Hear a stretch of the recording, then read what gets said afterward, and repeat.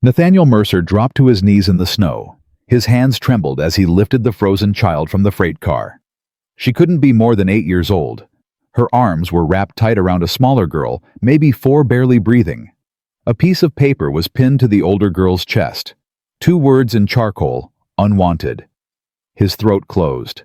His heart cracked wide open. The older girl's eyes fluttered. Blue lips moved. "Please, don't take my sister." "Not today. Not on his watch." "I've got you both now," he whispered. "Both of you." If you want to see how one broken man and 2 abandoned sisters changed each other's lives forever, subscribe to my channel and stay until the end.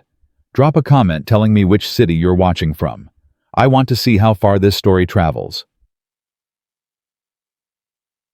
The wind cut through Devil's Ridge like a blade seeking bone.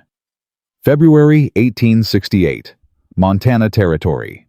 Nathaniel Mercer pressed his back against the frozen rock face. Blood dripped from a gash above his left eye, but he didn't wipe it away. His focus remained locked on the trail below.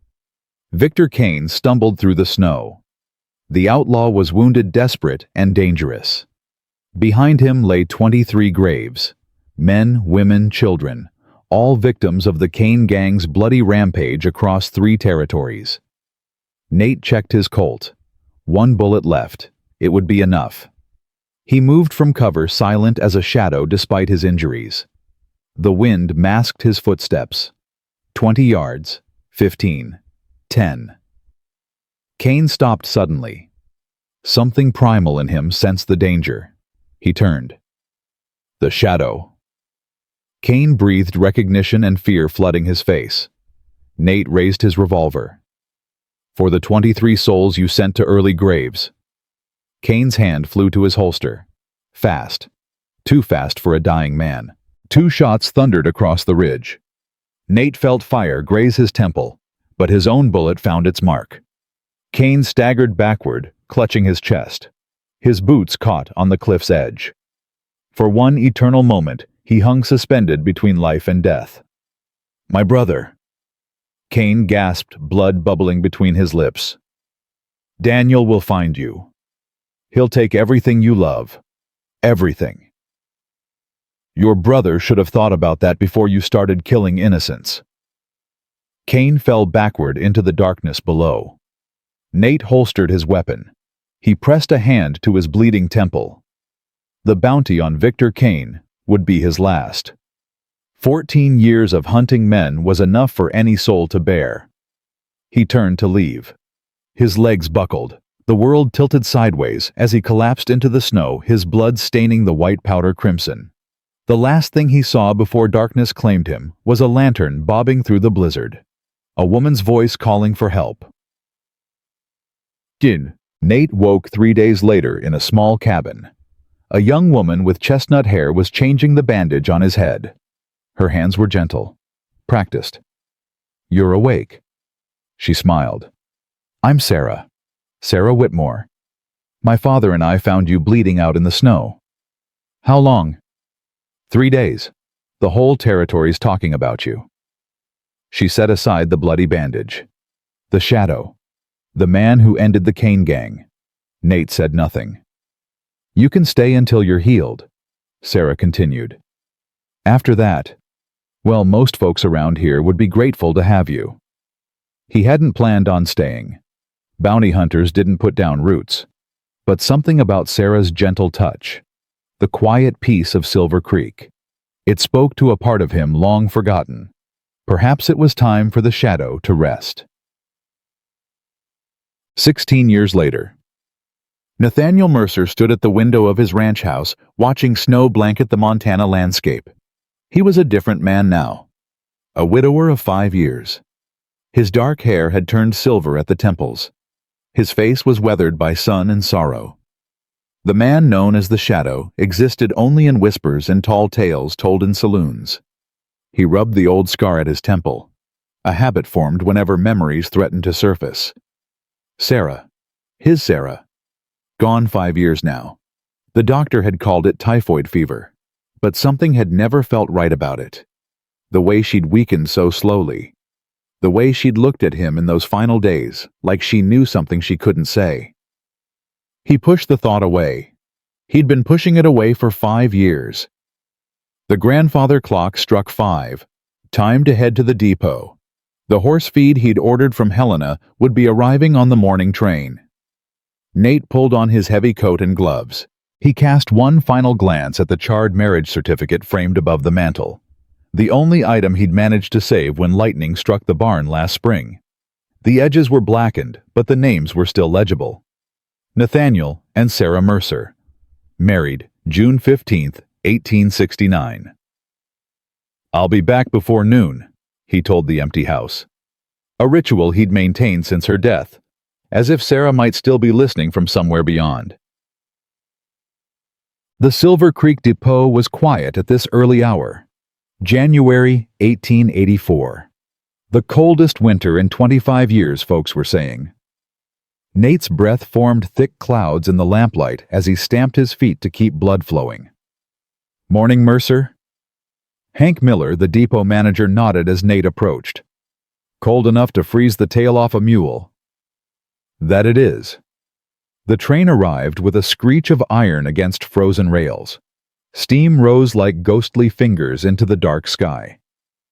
Nate waited as Hank directed the unloading of his feed sacks. He moved to help. Better to keep moving in this cold. Then he heard it. Faint. Easy to miss amid the train's mechanical groans. A cough. Weak. Coming from one of the freight cars. Nate paused. "You hear that?" Hank shrugged. "Probably just the wind."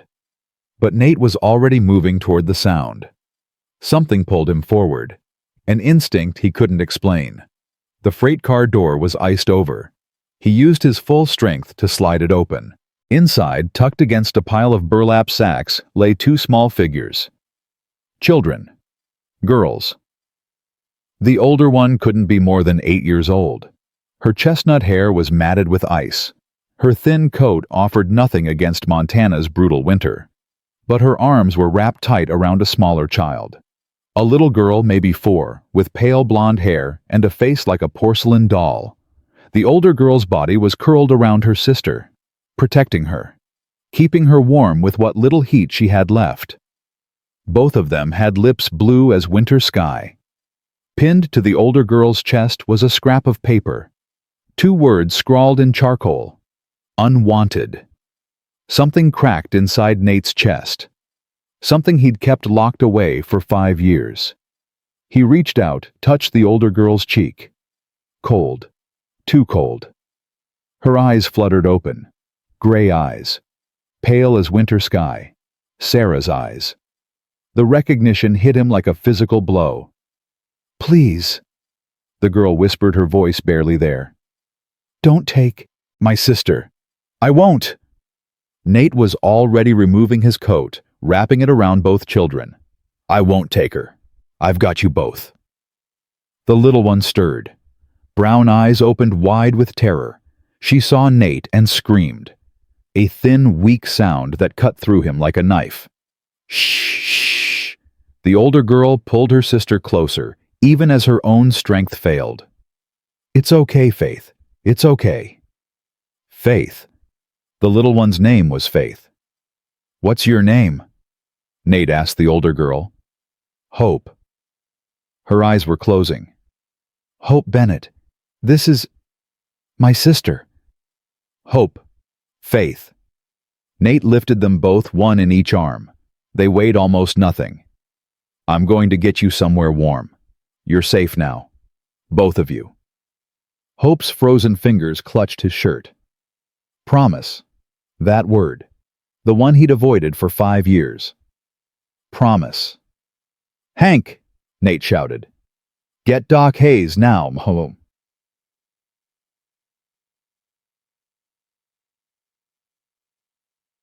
The depot manager's face went pale when he saw the children. "Good Lord, are they?" "Not yet, but they will be if we don't move." Hank shook his head slowly. "Nate, this ain't your business. County officials should handle orphans. There's a process." They'll be dead before your process starts. Nate didn't wait for a response. He carried both girls through the town square toward the doctor's house. Hope had gone limp in his arms. Faith was silent now, but her eyes were open, watching everything with a terror that broke his heart. Margaret Whitmore stood on her boarding house porch, arms folded against the cold. Sarah's older sister, the woman who'd helped nurse him back to health 16 years ago. "What in heaven's name?" Maggie stepped forward. "Nate are those children. Found them in the freight car, frozen half to death." Maggie fell into step beside him, her face tight with concern. "Let me help. I'll get Doc Hayes. Tell him hypothermia, likely pneumonia. The little one's worse off." Maggie ran ahead, her skirts flying. Hope stirred against Nate's chest. Her eyes opened again, finding his. "Is Faith?" "She's here. She's with us." Hope's gaze moved to her sister, still cradled in Nate's other arm. Something like relief crossed her face. "Mama said, find Uncle Elijah, in Montana." "Uncle Elijah?" "Mama said he'd keep us safe." Hope's voice faded. "Said he was married to Aunt Sarah." Nate's blood went cold. Sarah. His Sarah. "Your mama. What was her name?" "Rosemary." Hope's eyes were closing again. "Rosemary Bennett. She said Aunt Sarah was the prettiest lady." Rosemary, Sarah's youngest sister, the one she'd written to every month.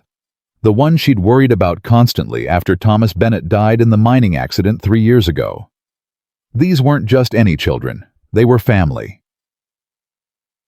Doc Samuel Hayes met them at the door. He took one look and stepped aside. Kitchen table, near the stove, both of them. The kitchen smelled of carbolic acid and coffee.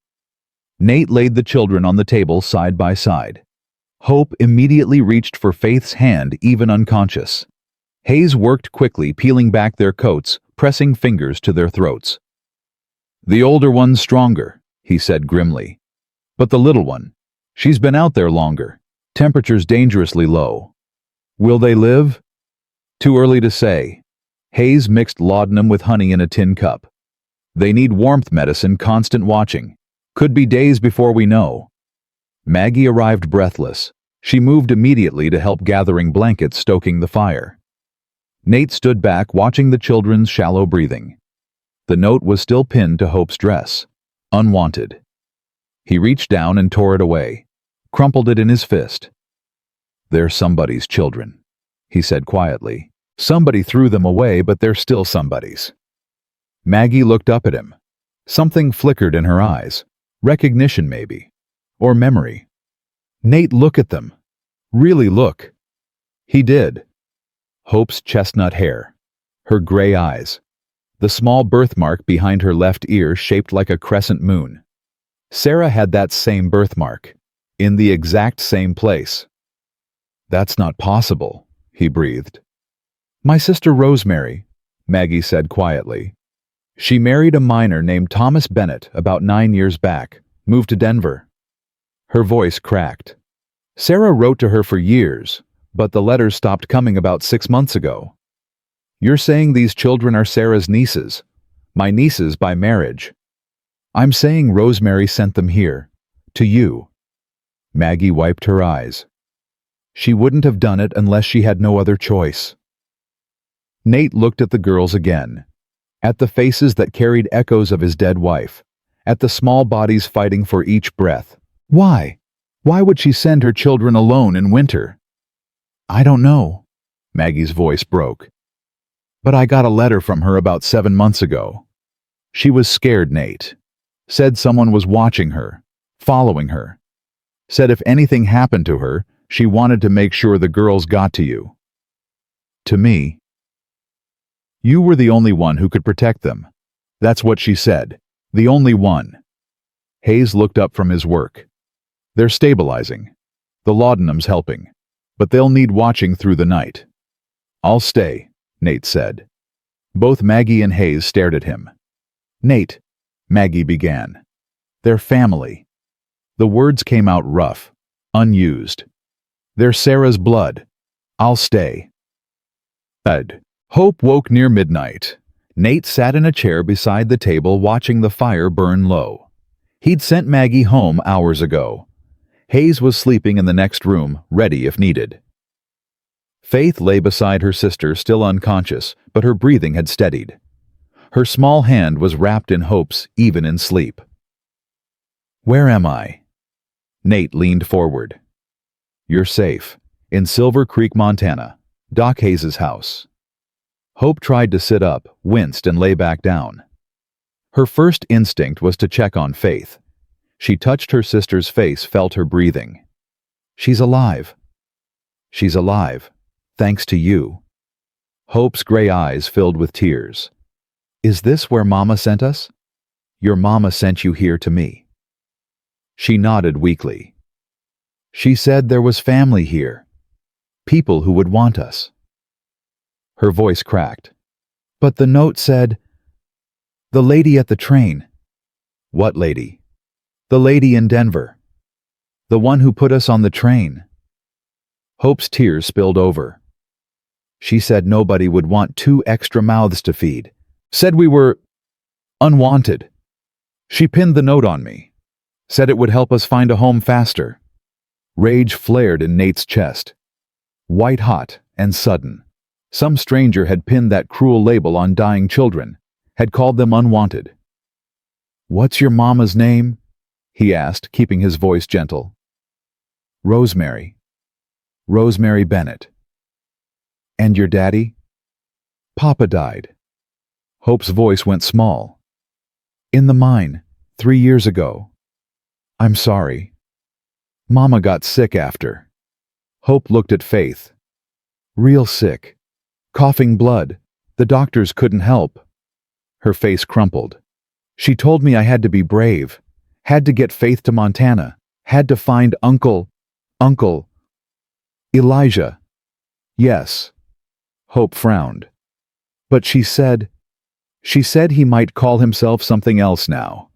Said his real name was—" "Nathaniel?" Nate whispered. "Nathaniel Mercer." Hope's eyes widened. "You're him? Your Uncle Elijah?" "Elijah was a name I used once, a long time ago." Nate leaned closer. "My real name is Nathaniel." "Nate, I was married to your Aunt Sarah." "Aunt Sarah?" Hope's voice trembled. "Mama talked about her all the time. Said she was the kindest person in the whole world. Said she had eyes just like mine." "She did, gray as winter sky." "Is she here? Can I see her?" The question cut deeper than any bullet ever had. "No Hope. She died 5 years ago." Hope's face crumpled. "Like Mama?" Nate went still. "What do you mean like Mama?" "Mama got sick slow. Real slow. She said it wasn't natural. Said someone was—" Hope stopped glancing at Faith. "She told me not to talk about it. Said it wasn't safe." Nate's heart was pounding now. "Hope, I need you to tell me everything. Everything your mama said before she put you on that train." Hope was quiet for a long moment. Then she said, "Mama said there was a bad man. A man who smiled but had cold eyes. He came to our house sometimes, asked questions about our family, about Aunt Sarah, about you." "Did she know his name?" "She called him Mr. Cole once, but she said that wasn't his real name." Hope's voice dropped to a whisper. "She said he killed Aunt Sarah, and he was going to kill her too if she didn't get us away." The world stopped. Sarah, his Sarah, murdered. "When did your mama die?"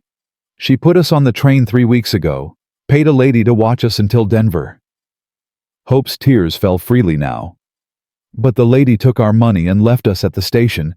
We had to hide in the freight car. I kept Faith warm as best I could, but—" She broke down sobbing. Nate moved without thinking. He gathered Hope into his arms, holding her against his chest, the way he'd imagined holding his own children. The children he and Sarah never had. You did good, Hope. You kept your sister alive. You're the bravest girl I've ever known. I was so scared, Hope sobbed. So cold.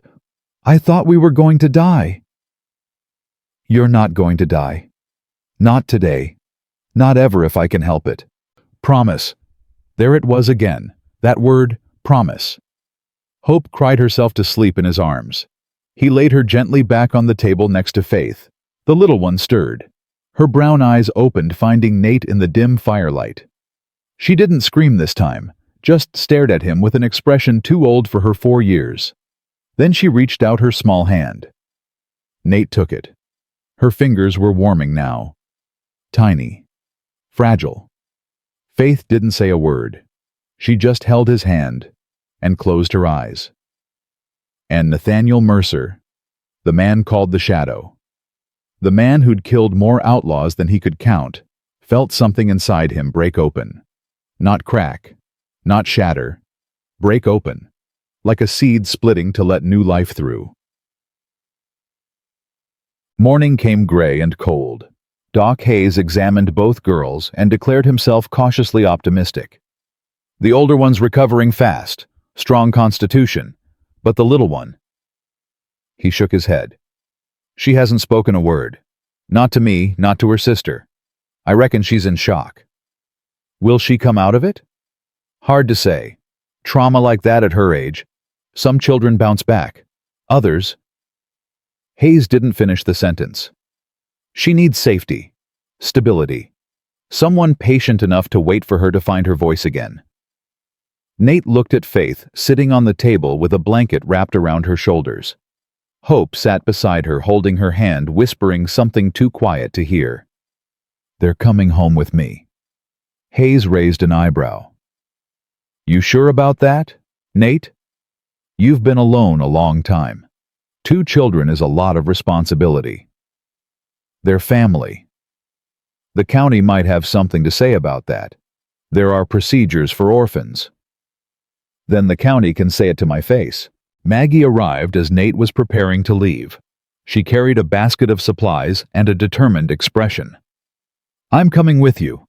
They'll need a woman's care while they recover. Maggie. Don't argue with me, Nathaniel Mercer. I've known you since you were half dead in my father's cabin. I'm not letting you bungle this. Despite everything, Nate felt his mouth twitch, almost a smile. Fine. He carried Faith to his wagon, wrapped in every blanket Maggie could find. Hope walked beside him, refusing to let go of his coat. Is this your wagon? Hope asked. It is. Mama said you had horses. Beautiful horses. That I do. Faith's head lifted slightly. Something flickered in her brown eyes. Interest, maybe. The first sign of life Nate had seen from her. You like horses? He asked the little girl gently.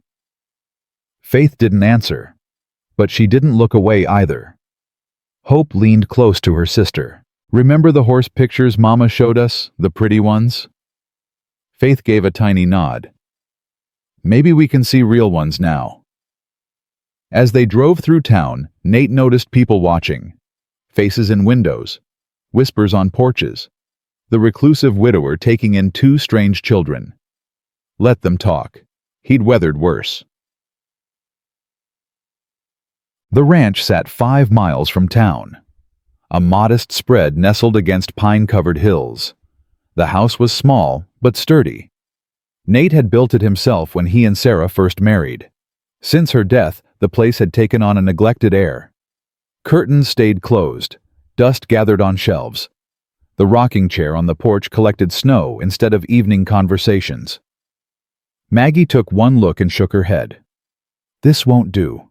Not for children. It's shelter. It's warm. It's a tomb, Nate. Her voice softened. Sarah would weep to see it. He had no answer for that. They settled the girls in the spare room. Maggie worked efficiently, airing musty quilts, building up the fire, preparing broth in the kitchen. Nate found himself standing in the doorway, watching Hope and Faith on the bed. Hope had her arm around her sister, whispering stories to keep her calm. Faith still hadn't spoken, but her eyes followed Nate wherever he moved. "You're safe now," he said quietly, not sure if he was talking to them or to himself. "Both of you. This is your home now." Hope looked up. "Really? Really? What do we call you?" Hope asked. "Uncle Elijah? Uncle Nathaniel." Nate hesitated. Those names belonged to other lives, other men. "How about Uncle Nate? If that's all right with you." Hope smiled, the first real smile he'd seen from her. "Uncle Nate." She looked at Faith. "Did you hear that, Faith? We have an uncle now. Uncle Nate." Faith's eyes moved to Nate's face. She stared at him for a long moment. Then slowly she lifted her small hand and waved. Just a tiny wave, barely a flutter of fingers. But it was enough. Nate waved back. "Hello, Faith." Faith's lips curved. Not quite a smile, but almost. That night, Nate sat by the window after the girls had fallen asleep. The storm had worsened, snow piling against the glass, wind howling like lost souls. Maggie joined him with 2 cups of coffee. "She spoke tonight," Maggie said quietly. "Faith, just one word to Hope when she thought I wasn't listening." "What did she say?" "Safe." Maggie's eyes glistened. "She said, safe, Hope. We're safe." Nate stared into his coffee. "Someone killed them, Maggie. Sarah, Rosemary. It wasn't sickness. It was murder." Maggie went still. "What are you talking about?" "Hope told me. A man was watching Rosemary, following her. Someone named Cole." Nate's jaw tightened. "Rosemary believed he killed Sarah too, made it look like typhoid." "That's not possible. Sarah was sick for weeks. The doctor saw what he expected to see." Nate turned to face her. "Think about it, Maggie. The way she faded. The way nothing worked. Sarah was the strongest woman I ever knew. She fought everything. But that sickness, she just gave up. Like she knew there was no point in fighting." Maggie's face had gone pale. "You think someone poisoned my sister?" "I think someone wanted to destroy me. And they started with Sarah." "But who? Why?" Nate closed his eyes. Victor Kane's final words echoed in his memory. "My brother will find you. He'll take everything you love. Everything." "Daniel Kane," Nate said slowly. "Victor's younger brother. He was just a boy when I killed Victor. 15, maybe 16. Ran with the gang but never got his hands dirty enough for a bounty." "You think he's been planning revenge all this time?" 16 years is a long time to hold a grudge. But some men... Nate opened his eyes. "Some men never let go." "What are you going to do?" Nate looked toward the bedroom where Hope and Faith slept. "Whatever I have to. Those girls are my family now, and family protects its own." "The shadow is dead, Nate. You buried him years ago." "Then maybe it's time to dig him up." Maggie grabbed his arm. "If you go down that road, you might not come back. Those girls need you alive. They need a father, not a ghost. They need to be safe. That comes first. Then be smart about it. Find proof, real proof. Something that will hold up in court." Maggie's eyes held his. "Don't become what he wants you to become. Don't give him the satisfaction." Nate was quiet for a long time. Then he nodded. "All right. We do this the right way. But if he comes for those girls..." His voice hardened. "The shadow won't be the only ghost he has to worry about." From the bedroom came a small sound. Nate moved quickly, Maggie behind him. Hope was sitting up in bed, trembling. Faith was wrapped in her arms, whimpering. "I heard him," Hope whispered. "In my dream. The man with the cold eyes. He found us. He said he'd never let us go." Nate crossed to the bed and knelt beside them. He took Hope's hand in one of his, placed his other hand on Faith's back. "Listen to me. Both of you." His voice was steady, certain. "No one is going to take you. No one is going to hurt you. Not while I'm alive." "But he killed Mama," Hope whispered. "He killed Aunt Sarah. And I'm going to stop him. I promise." Faith lifted her head. Her brown eyes met Nate's, and then for the first time she spoke. Not to Hope. To him. One word. Barely a whisper. "Papa." Nate's heart stopped.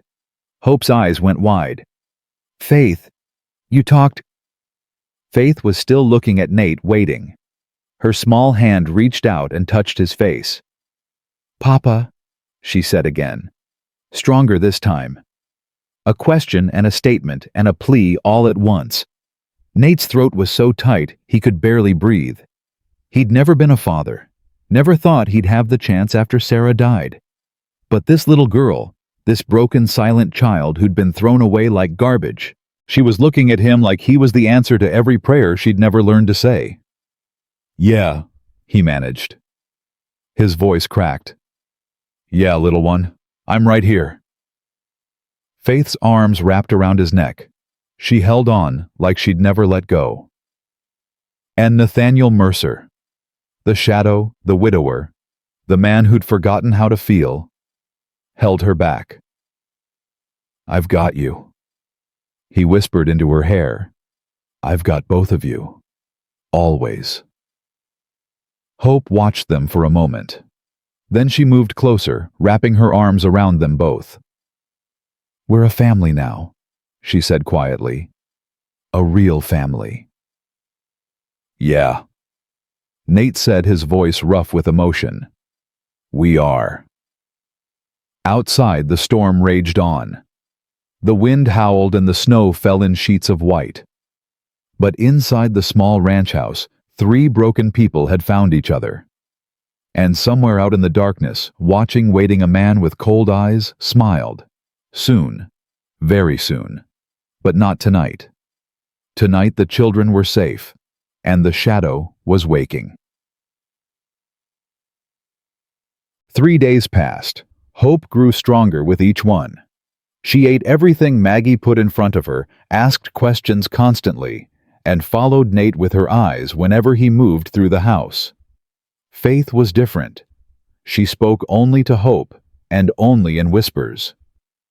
But she no longer screamed when Nate came near.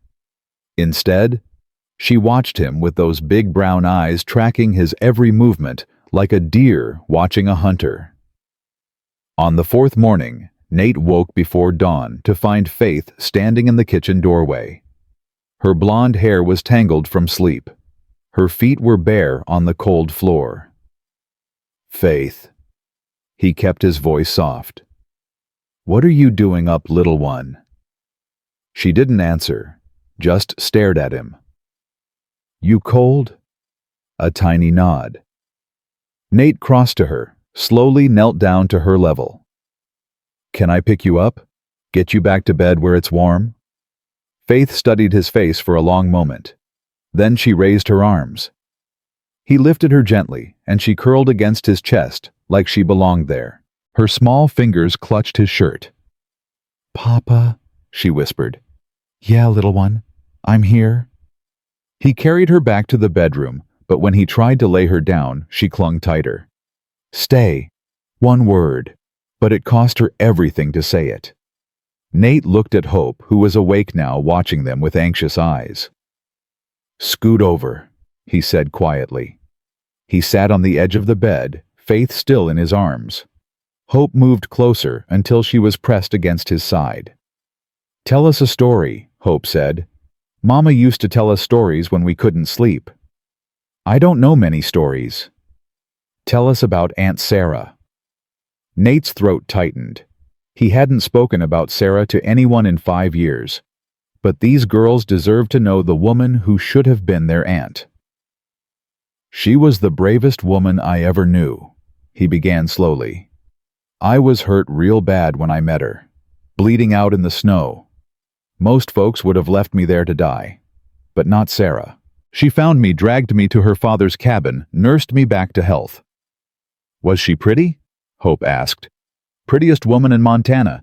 Hair like chestnuts in autumn. Eyes gray as winter sky. He looked at Hope. Just like yours. Hope smiled. Mama said I had her eyes. Your mama was right. Did you love her right away? Nate considered the question. I don't reckon I knew what love was before I met her. I'd spent my whole life hunting bad men. Didn't think I deserved anything soft or gentle. He paused. Sarah showed me different.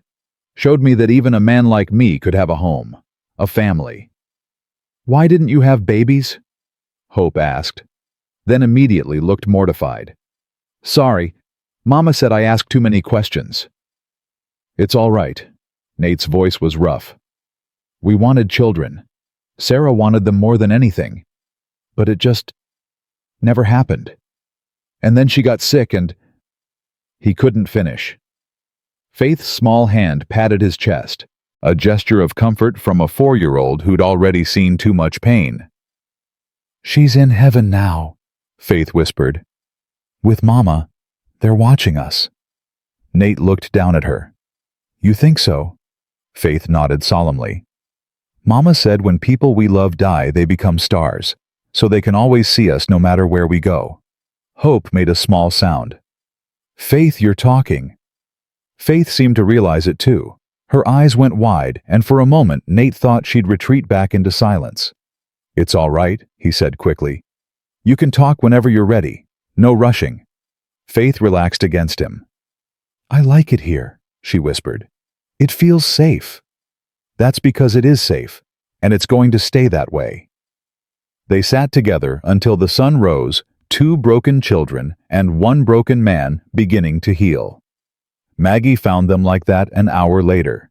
She paused in the doorway, something soft crossing her face.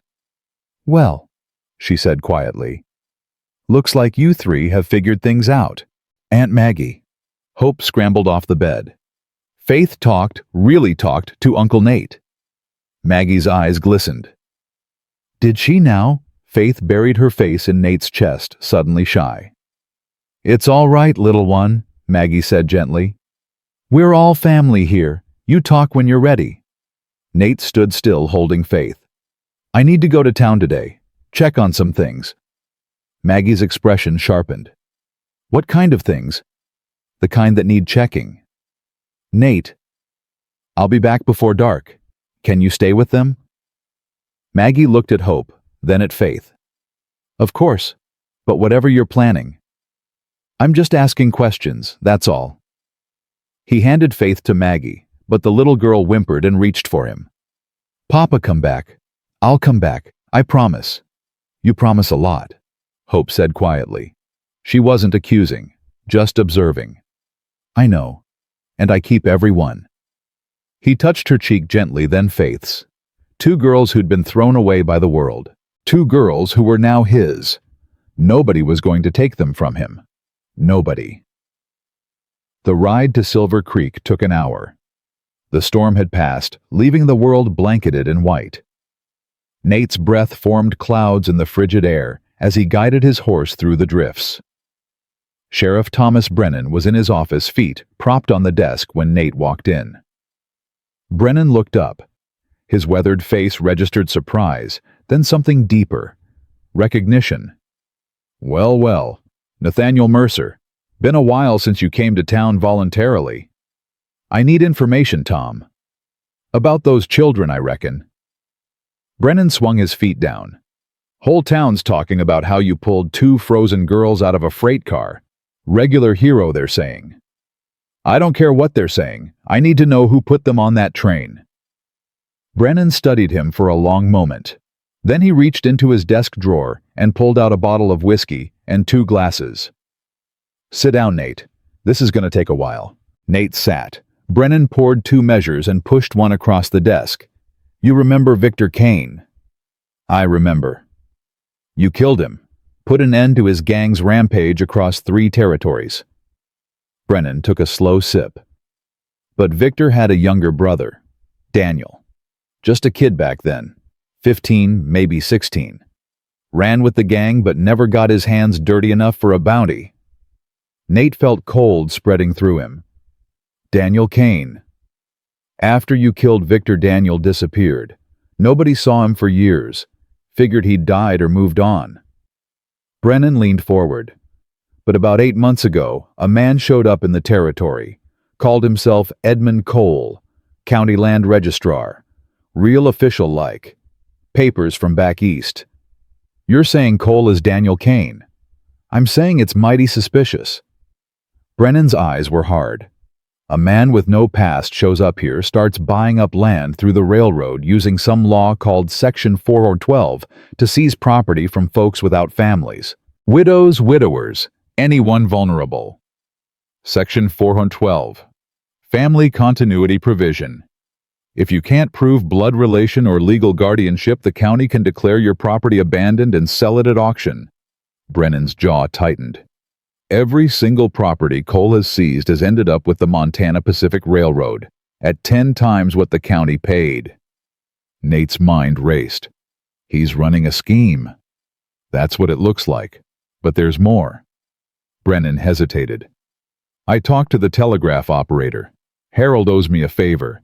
He said Cole's been sending messages to someone in Cheyenne almost every day. Always the same recipient. Someone with the initials VK. Victor Kane. Can't be. Victor's dead. But the initials. Brennan shook his head. Something ain't right, Nate. This whole thing stinks. The children. Hope and Faith. Their mother was my wife's sister. She was killed. Poisoned if Hope's telling true. Brennan went still. You think Cole did it? I think Daniel Kane has been planning revenge for 16 years. He killed Sarah to hurt me, made it look like typhoid. Then he killed Rosemary to make sure those girls had nowhere to go. Nate's voice hardened. But Rosemary outsmarted him. She got the girls on a train to Montana before she died. And now they're with you. Now they're with me. Brennan was quiet for a moment. You know what this means. If Cole is really Daniel Kane and he finds out you've got those children, he'll come for them. He'll come for everything. Your land, your horses, those girls. Brennan stood moving to the window. Under Section 412, a widower without children is vulnerable. If he can prove you've got no legal family connection to those girls, he can take your property, leave you with nothing. Then I need to establish legal guardianship. It's not that simple. The law requires documentation, birth certificates, marriage records, proof of blood relation. Brennan turned to face him. You got any of that? Rosemary sent her children to me. That has to count for something. It might, if you can prove it. But Cole's got the county judge in his pocket. Judge Harrison signed off on every land seizure Cole's made. You try to establish guardianship through the normal channels, Cole will block it. Then what do I do? Brennan was silent for a long moment. Then he said, There's an old law. Territorial custom, really. The branding ceremony. Branding. If a child participates in a family's trade publicly with witnesses, they're recognized as family under territorial law. No documents needed. No judge required. Brennan's mouth curved. Your brand is registered with the county. The EC Star. If those girls mark your horses with your brand in front of witnesses, no one can say they ain't your kin. They're children. Hope's 8, Faith's 4.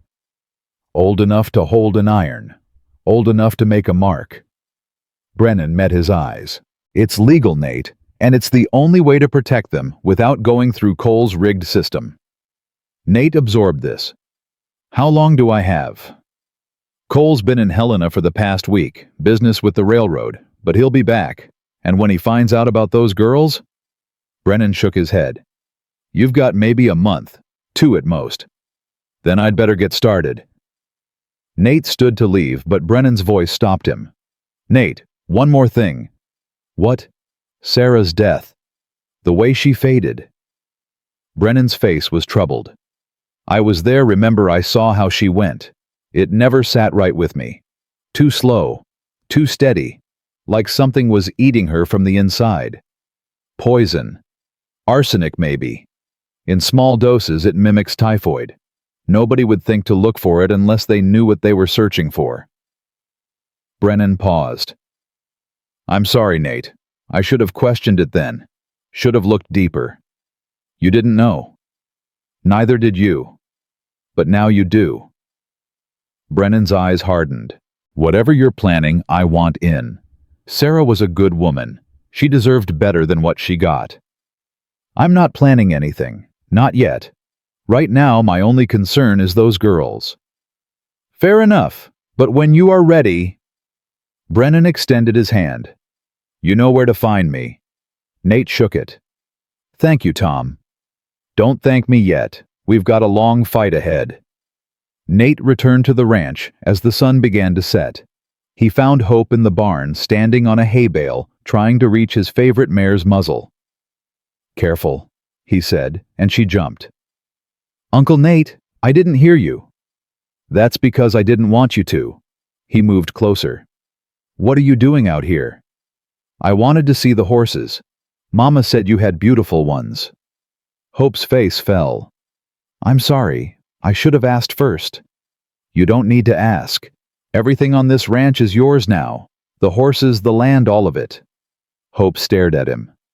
Really? Really? But we just got here. Doesn't matter. You're family. Family shares everything. Hope was quiet for a moment, processing this. Then she said, The lady at the train station said nobody would want us. Said we were just extra mouths to feed. Nate crouched down to her level. Hope, look at me. She did. Her gray eyes, Sarah's eyes, were guarded, waiting for disappointment. That lady was wrong. You hear me, dead wrong. He took her small hands in his. You and Faith are the best thing that's happened to me in 5 years. I spent all that time alone missing your aunt, wondering what the point of anything was. And then you came, both of you. Like a gift I didn't know I needed. Mama said we were a blessing. Your mama was right. You are a blessing, both of you. Hope's eyes filled with tears. I was so scared on the train. Faith wouldn't stop crying, and it was so cold, and I didn't know if we'd ever get here. I thought... She swallowed hard. I thought we were going to die. And I was more scared for Faith than for me, because she's little. She doesn't understand why bad things happen. You protected her. You kept her alive. I tried. You succeeded. Nate squeezed her hands. That's what big sisters do. They protect the little ones. And now I'm going to protect both of you. That's what fathers do. Hope's breath caught. Fathers? Nate realized what he'd said. Realized he meant it. If you want me to be. I know I'm not your real father. But I'd like to be. If you'll let me. Hope was silent for so long that Nate thought he'd made a terrible mistake. Then she launched herself into his arms, holding on like she'd never let go. Papa, she whispered. Can I call you Papa? Like Faith does. Nate's eyes burned. Yeah, Hope. You can call me Papa. They stayed like that for a long time, a father and daughter who'd found each other against all odds. When they finally walked back to the house, Faith was waiting on the porch. Maggie stood behind her watching with glistening eyes. Papa? Faith ran to them, her small feet crunching in the snow. Papa, you came back? I told you I would. I know. Faith grabbed his hand, and Hope's linking them together. We're a chain now, like Mama used to make with paper. A chain? A family chain. So we never get lost from each other. Nate looked at his two daughters, at their faces bright with hope, despite everything they'd been through. That's right, little one. We're a chain, and chains don't break. The days that followed were the fullest Nate had known in years. He taught Hope to brush the horses, to check their hooves for stones to measure out feed. She was a quick learner, eager and determined. Faith was slower to warm up, but she loved the animals. She'd sit for hours in the hay watching the barn cats, whispering to them in a voice too soft to hear. Maggie stayed most days, teaching the girls to cook and clean and sew. The ranch house that had been a tomb for 5 years slowly came back to life. Curtains were washed, floors were swept. The smell of fresh bread filled the air. "You've done good, Nate," Maggie said one evening, watching the girls play by the fire. Sarah would be proud. "I'm just doing what any decent person would do." "No, you're doing what a father does." Maggie's voice softened. "Those girls worship you, both of them. Have you seen the way they light up when you come in the room?" Nate had seen it. It terrified him and filled him with joy in equal measure. "I don't deserve them." "Nobody deserves their children. That's not how it works." Maggie touched his arm. "You love them. They love you. That's all that matters." "There's a man coming for them, Maggie. A man who killed their mother. Killed Sarah. I can feel him out there waiting. Then we'll be ready for him. I don't want them anywhere near that kind of danger. They're already in danger. The moment they got on that train, they were in danger. The only difference now is they've got you to protect them." Maggie's eyes were fierce. "And me, and anyone else in this town who remembers what the shadow did for them." "The shadow is dead." "Maybe, but Nathaniel Mercer isn't, and neither is the man who loves those two little girls." Maggie stood. "Get some sleep, Nate. Tomorrow's going to be a long day." She was right. The trouble arrived just after noon. Nate was in the barn teaching Hope how to hold a branding iron cold for practice when he heard riders approaching. "Stay here," he told her. "Both of you." Faith had been watching from a hay bale. Her brown eyes went wide with fear. "Papa? It's all right. Just stay with your sister." He stepped out of the barn, hand resting near his hip, out of old habit. 3 men on horseback. Well-dressed, official-looking. The lead rider dismounted. He was lean, sharp-featured, with the kind of smile that never reached his eyes. "Mr. Mercer, I'm Edmund Cole, County Land Registrar." Nate didn't move. "What brings you out here, Mr. Cole?" "Official business, I'm afraid." Cole's smile widened. "Word reached my office that you've taken in 2 orphan children. Girls found at the depot with no documentation, no family connection. They're my wife's nieces. Family." "So you claim." Cole produced a folded paper from his coat. "But according to territorial law, Section 412, family continuity requires documentation. Birth records, marriage certificates, proof of blood relation. They're 7 and 4 years old. They were dying when I found them." Nevertheless, Cole's tone remained pleasant. "The law is clear. Without proper documentation, the children must be remanded to county custody pending investigation." Nate felt cold spreading through his gut. Not from the winter air. Something was wrong here. Something beyond bureaucratic procedure. "And if I refuse, then I'll return with the sheriff and a court order." Cole's eyes gleamed. "I'd rather not make this unpleasant, Mr. Mercer. I'm sure you understand." "What I understand is that you're a man who takes land from widows and sells it to the railroad." Nate's voice was steady. "What I understand is that you showed up in this territory 8 months ago with no past and no history. What I understand is that my wife's sister was killed by someone who wanted her daughters to have nowhere to go." Cole's smile flickered. Just for a moment. Then it returned colder than before. "Careful, Mr. Mercer. Accusations like that could get a man in trouble." "Is that a threat?" "Just friendly advice." Cole mounted his horse. "You have 60 days to produce legal documentation proving blood relation. Birth certificates, marriage records, official papers. If you can't—" He shrugged. "Well, the county will take custody of the children, and your property will be subject to review under Section 412. My property. A widower without heirs is vulnerable under the law. Surely you knew that." Cole's smile was a slash of white in the winter sun. 60 days, Mr. Mercer. I suggest you use them wisely." He turned his horse toward the road. His men followed. Nate watched them go, fists clenched, every instinct screaming to go after Cole and end this now. But Brennan's words echoed in his mind. Don't give him the satisfaction. He walked back to the barn. Hope was standing just inside the door, Faith clutched in her arms. "Who was that man?" Hope whispered. "Nobody important." He looked important. The one in front smiled like he had a secret. What kind of secret? A bad one. Hope's gray eyes were solemn. "Mama used to say you could tell a lot about a person by how they smile."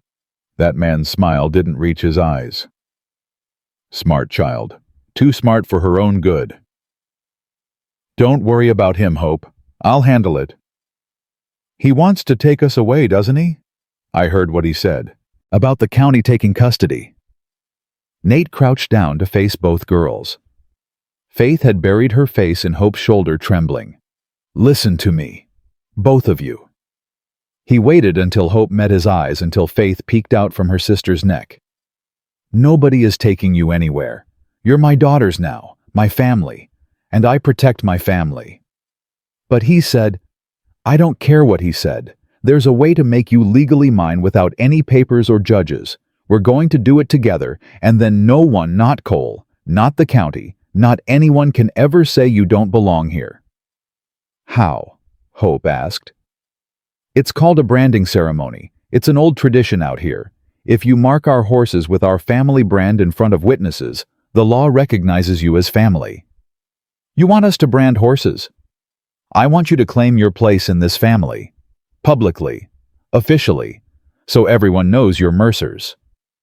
Nate looked at Faith. "Both of you." Faith lifted her head. Her brown eyes were wet with tears, but her voice was steady. "I can do it, Papa. I'm brave." "I know you are, little one." "When?" Hope asked. "Soon. We need to practice first. Make sure you can handle the iron safely. And we need witnesses. People who'll stand up and say they saw you do it. Will people do that, stand up for us?" "Some will. The folks who remember what I did for this territory back when the Kane gang was terrorizing everyone. They'll stand with us." Hope was quiet for a moment. Then she said, "The man, Cole. He's the one, isn't he? The one who hurt Mama." Nate hesitated. But these girls deserved the truth. "I think so." "Why does he want to hurt us?" "Because he wants to hurt me. And he knows the best way to do that is through you. Because you love us." "Because I love you." Hope absorbed this. Then her small jaw set with determination. "Then we have to be strong. Like you. So he can't win." "That's exactly right." Faith reached out and took his hand. "We're a chain, remember, chains don't break." "No, they don't." Nate pulled both girls close. "And this one never will." That night, after the girls were asleep, Nate sat on the porch with his old revolvers in his lap. He hadn't touched these weapons in 16 years. Had sworn to Sarah he never would again. But someone was threatening his family. And the shadow had never let a threat go unanswered. The door opened behind him. Maggie stepped out wrapped in a shawl. "Couldn't sleep?" "Didn't try." She sat down beside him, looked at the guns. "Sarah hated those." "I know. But she understood why you kept them. Why you couldn't quite let go of who you used to be." "I'm not that man anymore." "No. You're better." Maggie's voice was soft. "You're a father now. A protector. Not a killer. Cole is going to push this, Maggie. He's going to use every legal trick he has to take those girls. And if that doesn't work, then you'll do what you have to do. I don't want them to see that, the man I used to be, the things I'm capable of. They won't, because you're not going to let it come to that." Maggie touched his arm. "You're going to fight him with the law, with witnesses, with the truth. And if that fails..." She paused. "Then I'll be standing right beside you when you pick up those guns." Nate looked at her. "Sarah was lucky to have you for a sister." "We were lucky to have each other. All three of us. Me, Sarah, and Rosemary." Maggie's eyes glistened. "Those girls in there, they're what's left of us, Nate. The last of the Whitmore sisters carried on in two little girls who've already seen too much pain. I'll keep them safe. I know you will. Maggie stood. But you need to sleep. Tomorrow you've got to start training Hope with that branding iron, and you need to round up witnesses. Who's going to stand against Cole? Half the town is scared of him. The other half isn't. The Sullivans lost their neighbor to Cole's schemes. Jacob's been looking for a way to fight back. Maggie paused at the door. And there are others. Families who remember the Kane gang. Families who remember what you did for them. They'll stand, Nate. When you ask, they'll stand. I hope you're right. I usually am. She went inside, leaving him alone with the guns and the silence and the memory of a woman he'd loved. Sarah, he whispered to the darkness, I don't know if you can hear me, but I need you to know something. The wind stirred cold and sharp. I'm going to protect them, your sister's children. I'm going to give them the home we always wanted to give our own. His voice cracked. And if that man comes for them, if he tries to take them away from me, I'll do whatever it takes to stop him, even if it means becoming what I used to be. The wind died. For one moment the world was perfectly still, and then faint and far away, Nate could have sworn he heard something. A voice. A melody. Sarah's lullaby. The one she'd made up herself. The one she'd hummed while kneading bread or mending clothes by the fire. Hope had sung it to Faith their first night here. Said Rosemary had taught it to her. Nate closed his eyes, letting the melody wash over him. I hear you, he whispered. I understand. The wind picked up again, scattering snow across the porch. But the music lingered. And for the first time in 5 years, Nathaniel Mercer felt something like peace. It wouldn't last. He knew that. Cole was out there planning waiting. But tonight, his daughters were safe. Tonight, he had a purpose. And tomorrow, the fight would begin. The next 3 weeks passed in tense preparation. Nate worked with Hope every day, teaching her to hold the branding iron steady, to press it firm against the wooden post, to count to 3 before lifting. She was small, but determined. Her hands grew stronger with each session. Like this, she asked, mimicking the motion for the 100th time. Steadier, count in your head, then lift clean. She tried again. Better. Good, you're learning fast. Hope beamed at the praise. Mama always said I was stubborn, said I got it from Aunt Sarah. She wasn't wrong. Faith watched from the hay bales, her brown eyes tracking every movement. She couldn't handle the iron yet, too young, too small, but Brennan had said she only needed to be present for the ceremony. Witness and be witnessed. My turn, Faith asked hopefully. Not yet, little one. When you're bigger. I'm big now. Bigger than now. Faith pouted, but didn't argue. She'd come so far in 3 weeks. Still quiet, still cautious around strangers, but with Nate and Hope she'd bloomed. She talked now. Not much, but enough. Enough to tell him she loved him. Enough to call him Papa without hesitation. Maggie came every day bringing news from town. Some of it was encouraging. The Sullivans had agreed to stand as witnesses. So had Martha Jennings, an old widow whose land Cole had tried to seize the year before. Sheriff Brennan would be there officially. But other news was darker.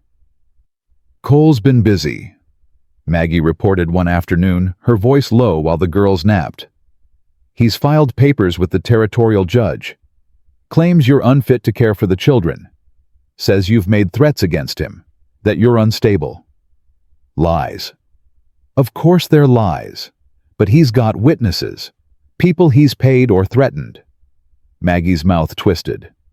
He's also requested the judge expedite the review, wants it done before your 60 days are up. Can he do that? If Judge Harrison agrees, and Harrison is due in Silver Creek next week, Harrison's in Cole's pocket, which is why we need to move faster. The branding ceremony can't wait. Hope isn't ready. She needs more practice. She'll have to be ready. We don't have time, Nate. That night, Nate found Hope in the barn practicing alone. She held the cold iron in both hands, pressing it against a wooden post, counting under her breath. 1, 2, 3. She lifted the iron, examined her imaginary brand. Her face was set with concentration. "Not bad," Nate said from the doorway. Hope jumped. "I didn't hear you." "That's because I didn't want you to." He walked closer. "You're practicing without me." "I want to be ready." Hope looked up at him, her gray eyes serious. "Aunt Maggie told me about the bad man, about how he wants to take us away."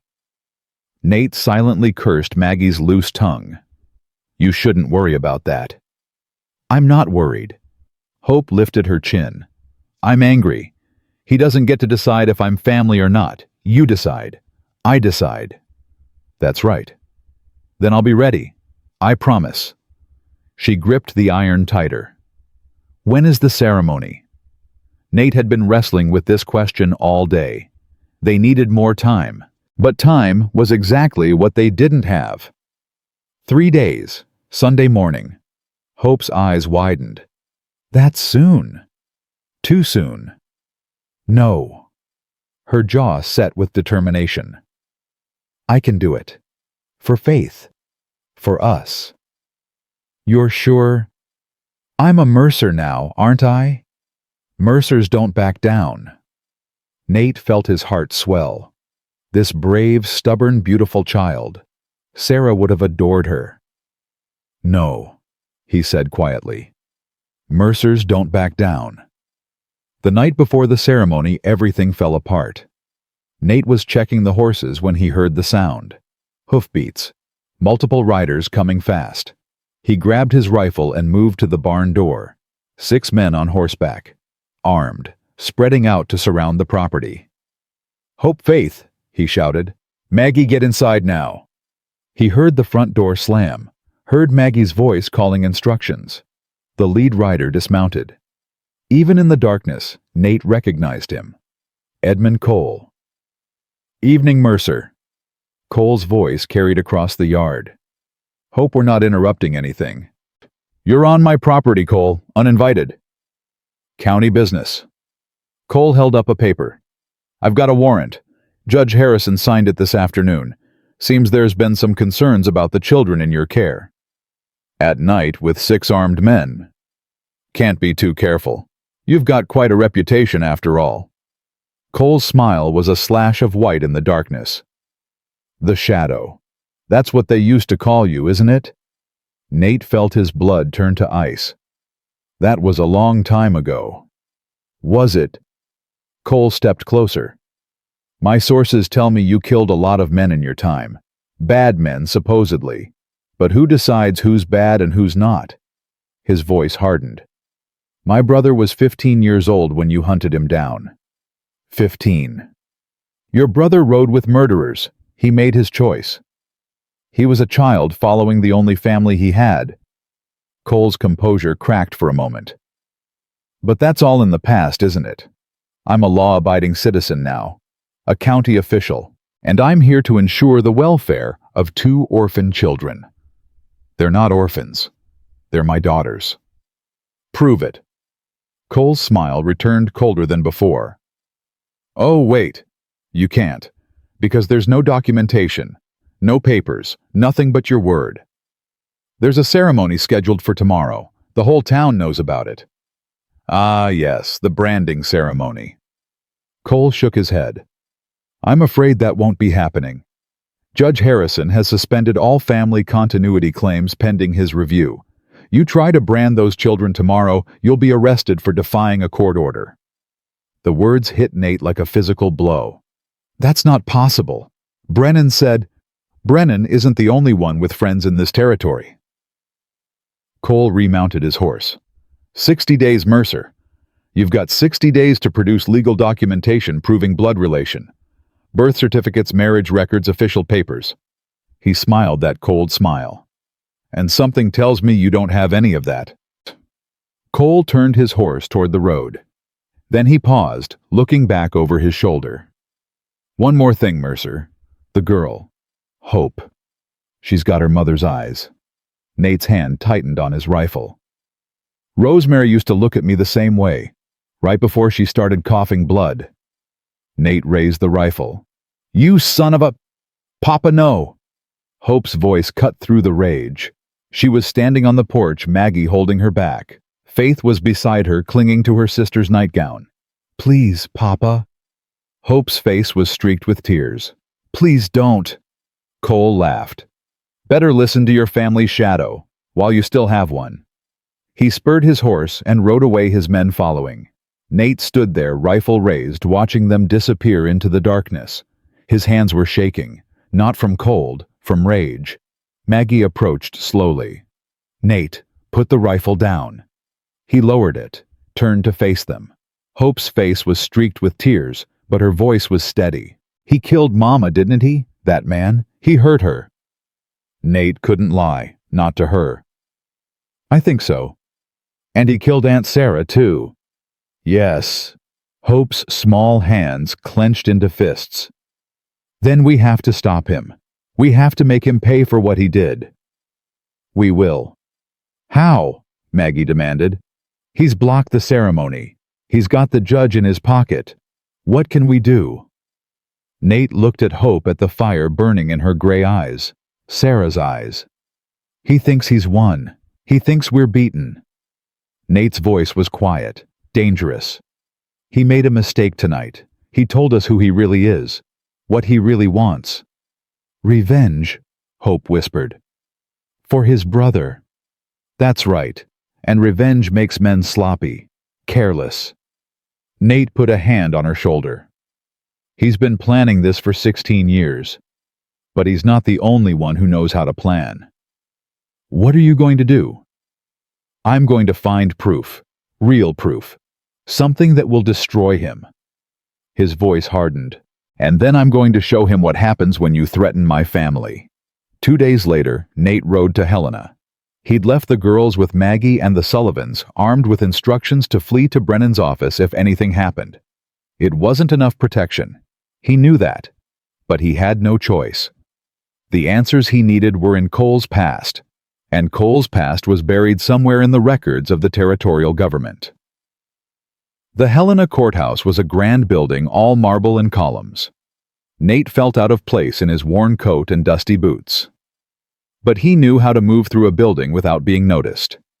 The shadow hadn't forgotten all his skills. The records office was in the basement. An elderly clerk sat behind a desk piled high with papers. Help you? I need information about land transfers in Silver Creek, everything involving a man named Edmund Cole. The clerk's eyes narrowed. That's a lot of records. I've got time. You got money? Information like that ain't free. Nate pulled out a small pouch of coins. This enough. The clerk's expression changed. Right this way, sir. It took hours, but Nate found what he was looking for. Cole had been methodical. Every land seizure was documented, every transfer recorded. But buried among the papers were inconsistencies, signatures that didn't match, dates that didn't make sense, properties seized from people who were still alive, still fighting. And then he found it. A letter, addressed to Edmund Cole from someone named William Hayes, dated 1879. Daniel, I've completed the research you requested. Nathaniel Mercer married Sarah Whitmore in 1869. Her youngest sister Rosemary married Thomas Bennett in 1875. They have 2 daughters, Hope born 1876 and Faith born 1880. If Mercer dies without heirs, his property reverts to the county under Section 412. However, if the sisters' children establish legal residence with Mercer, his claim becomes protected. Recommend eliminating this possibility before it occurs. W.H. Nate's hands trembled as he read the words again. Cole had known about the girls for years, had been planning this since before Rosemary even got sick. He'd murdered Rosemary to isolate Hope and Faith, to make them vulnerable, to use them as weapons against Nate. And Sarah. Recommend eliminating this possibility before it occurs. Sarah had been eliminated too, 5 years ago. before the girls were even old enough to travel alone. Cole had played a long game, a patient game, killing Sarah first to break Nate, then killing Rosemary to cut off any hope of family, then waiting, watching until the girls were desperate enough to be found frozen in a freight car.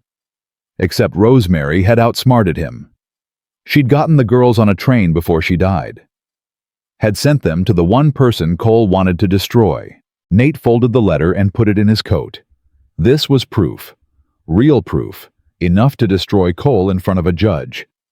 But he needed more. He needed witnesses willing to testify. Documents that couldn't be disputed. And he needed to get home before Cole made his next move. The ride back to Silver Creek took 2 days. Nate pushed his horse hard, stopping only when absolutely necessary. He arrived at the ranch just after sunset to find it dark, empty. His heart stopped. Hope, Faith, Maggie. No answer. He burst through the front door. The house was in shambles, furniture overturned, broken dishes on the floor, signs of a struggle. On the kitchen table lay a note. You took my brother. Now I'll take what matters most to you. Devil's Ridge. Midnight. Come alone. Bring the letter you found in Helena. I know you have it. Come alone or they die. Nate's hands crushed the paper. Behind him a sound. He spun hand on his gun. Sheriff Brennan emerged from the shadows, rifle in hand. Easy, Nate. It's me. Where are they? Where are my girls? Cole took them about 3 hours ago. I got here too late. Maggie's hurt. She's at Doc Hayes's place. She fought like a wildcat, but there were too many of them. Maggie? She'll live. But she couldn't stop them. Brennan's face was grim. He's got both girls, Nate. Hope and Faith. Nate felt the world tilting. His daughters. His little girls. In the hands of a murderer. Devil's Ridge. That's where he wants me. I know. I found the same note on the door. Brennan stepped closer. He wants you to come alone. Wants to finish what his brother started 16 years ago. Then I'll go alone. Like hell you will. Brennan's eyes were hard. I've got 6 men ready to ride. We'll surround the ridge, wait for your signal. If he sees anyone else, he'll kill them. Both of them. And if you go alone, he'll kill all 3 of you. Maybe. Nate moved to the trunk in his bedroom, the one he hadn't opened in 16 years. But he won't do it easily. He pulled out his gun belt, strapped it on. The weight was familiar, dangerous. Nate. Follow at a distance. Stay out of sight. Give me 30 minutes with him. Nate checked his revolvers. Both loaded. If I'm not out by then, come in shooting. But get those girls out first, no matter what happens to me. You're planning to die. I'm planning to save my daughters, whatever that costs. Brennan was silent for a long moment. Then he nodded. 30 minutes. We'll be there. Tom. Nate paused at the door. If I don't make it, the letter I found in Helena is in my coat pocket. It proves everything. Cole's real identity, his murders, everything. Make sure it gets to a real judge, not Harrison. I will. And the girls. I'll make sure they're taken care of. You have my word. Nate rode toward Devil's Ridge, toward the place where the Shadow had killed Victor Kane 16 years ago. Tonight, the Shadow would face the brother. The ridge was dark when he arrived. Storm clouds covered the moon, plunging the world into black. Nate dismounted his boots, crunching on frozen snow. Cole. Silence. Daniel Kane. I'm here. I came alone. A lantern flickered to life at the cliff's edge. Cole stood there silhouetted against the darkness. He held Faith in one arm, a knife gleaming at her throat. Behind him, one of his men held Hope. Her hands bound her mouth, gagged. You came! Cole's voice carried across the ridge. I wasn't sure you would. Let them go, Daniel. This is between you and me. Oh, it's always been between you and me. Cole pressed the knife closer to Faith's throat. The little girl whimpered, but didn't scream. Everything I've done for 16 years has been about you. They're children. They didn't do anything to you. Neither did I. I was 15 years old, Mercer. 15. And you killed my brother in front of me. I didn't know you were watching. Would it have mattered? Cole's voice cracked with 16 years of rage. Victor raised me, protected me. He was all I had in the world, and you put a bullet in his chest and threw him off a cliff like garbage. He murdered 23 people, men, women, children. He earned that bullet. He was my family, and these girls are mine. The words echoed across the ridge. For a moment, everything was still. Then Cole laughed. A cold, broken sound. You know what's funny, Shadow? I spent 16 years planning this. 16 years learning how to destroy you. I killed your wife. Did you know that? Made it look like typhoid. Slow. Painful. So you'd watch her fade away and never know why. Nate's blood ran cold. I killed her sister too. Rosemary. Sweet, stupid Rosemary who thought I was a friend. Cole's smile was a rictus of hatred. I poisoned her for the 3 months. Let her suffer. Let her know she was dying and couldn't stop it. Why she never did anything to you? Because she was your family. Because killing her meant these girls would be alone in the world. No mother, no father, no one to protect them. Cole's grip tightened on Faith. They were supposed to die in that freight car. Nobody finds children in freight cars in January, but you did. You found them, just like you always find everyone. Let them go, Daniel. You want revenge. Take it. Kill me, but let them go. It's not that simple anymore. Cole shook his head. You see, I've built something here. A life, a business. I'm not just Victor's little brother anymore. I'm Edmond Cole County Land Registrar. I've got money, power, respect. And you're the only one who can take that away from me. I don't care about your schemes. I just want my daughters. I know. That's what makes this perfect. Cole pressed the knife against Faith's throat. A thin line of blood appeared. You're going to give me that letter you found in Helena. Then you're going to sign a confession admitting you murdered my brother in cold blood. Then you're going to watch while I decide what to do with these 2 little angels. And if I refuse, then I'll start cutting. Little pieces at first. Fingers, ears, just enough to make you scream. Cole's eyes gleamed with madness. I've waited 16 years for this, Shadow. I can wait a few more hours. Faith was crying now. Silent tears streaming down her face. But her brown eyes found Nate's, and he saw something there he didn't expect. Trust. Complete and absolute. She believed he would save her, even now, even with a knife at her throat. All right. Nate slowly raised his hands. All right, Daniel. You win. The letter, throw it over here. Nate reached into his coat, pulled out the folded paper, tossed it at Cole's feet. Now the guns. Both of them. Slowly. Nate unbuckled his gun belt, his gun, let it fall to the ground. Kick it away. He kicked it. Cole smiled. See? That wasn't so hard. He nodded to his man. Bring the older one over here. Let's make this a family reunion. The man dragged Hope forward. She struggled against her bonds, her gray eyes blazing with fury above the gag. Such fire, Cole murmured. Just like your mother. Rosemary had that same look when she realized what I was doing to her. That moment when hope dies and there's nothing left but fear. You're a monster, Nate said quietly. I'm a survivor, just like you. Cole set Faith down, keeping the knife at her throat. We're not so different, you and I. We both lost everything. We both did terrible things to get what we wanted. The only difference is you won. This isn't about winning. Everything is about winning. Cole's voice hardened. Now, the confession. I've got a paper here. You're going to sign it admitting you murdered Victor Kane in cold blood. Admitting you've been threatening me. Admitting you're unfit to care for children. And if I sign it, then maybe I'll let one of them live. The little one, perhaps. She's young enough to forget, young enough to be molded into something useful. Hope made a furious sound behind her gag. Oh, you don't like that idea. Cole turned to her. Don't worry, sweetheart. I'll make sure your sister knows what happened to you, every detail. She'll carry it with her forever. Enough. Nate's voice cut through the darkness. You want me to sign "Give me the paper"? Cole gestured to one of his men who brought forward a document and a pen. Nate took them. His eyes scanned the confession, a pack of lies, every word designed to destroy him.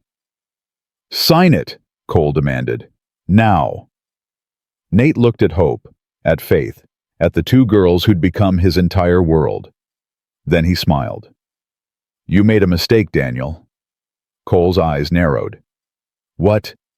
You should have searched me more carefully. Nate's hand moved. The pen was suddenly a blade, small but sharp, hidden in his sleeve since Helena. He threw it. The blade caught Cole's knife hand. He screamed, dropping the weapon. Faith fell to the ground. Now! Nate roared. Gunfire exploded from the darkness. Brennan and his men right on time. Cole's men fell one by one. The man holding Hope went down with a bullet in his shoulder. She kicked free, running toward Faith. Cole scrambled for his knife, but Nate was already moving. 16 years of dormancy burned away in an instant. The shadow was awake. He tackled Cole, sending them both crashing to the ground. They rolled, grappling fists flying. Cole was younger, faster. But Nate was fighting for something more than revenge. He was fighting for his family. A blow caught Nate in the ribs. Another split his lip. He staggered backward toward the cliff's edge. This is where it ends, Cole screamed, charging. The same place Samuel died. The same fall. Nate sidestepped at the last moment. His hand shot out, grabbing Cole's collar. For one eternal second, they teetered on the edge. Let me go, Cole screamed, staring down into the darkness. Is that what you want? Nate's voice was ice. To join your brother. You murdered him. I stopped a killer, just like I'm stopping you. He pulled Cole back from the edge, throwing him to the ground. But I'm not going to kill you, Daniel. You're going to stand trial. Face justice. Everyone is going to know what you've done. No. Cole scrambled backward. No, I won't. I can't. Papa! Faith's scream came too late. One of Cole's men, wounded but not dead, had circled around. His pistol was aimed at Nate's back. The shot rang out. But it wasn't Nate who fell. Sheriff Brennan emerged from the darkness, his rifle smoking. The gunman collapsed. You all right? Nate nodded, breathless. Brennan moved to Cole, handcuffs in hand. Daniel Kane, you're under arrest for murder, kidnapping, fraud, and enough other crimes to keep you in court for years. Get up. Cole stared at the ground, all fight gone from him. It wasn't supposed to end like this, he whispered. I was supposed to win. I was supposed to make you suffer. You did make me suffer. Nate crouched down to face him. You killed my wife. You killed her sister. You tried to kill 2 innocent children. You made me suffer more than you'll ever know. Then why? Cole's voice cracked. Why won't you kill me? Because those girls are watching. Nate stood. And I won't let them see me become what you wanted me to become. Hope and Faith ran to him. He gathered them both in his arms, holding them tight against his chest. Papa, Faith sobbed. Papa, I was so scared. I know, little one. I know. But it's over now. Hope's arms wrapped around his neck.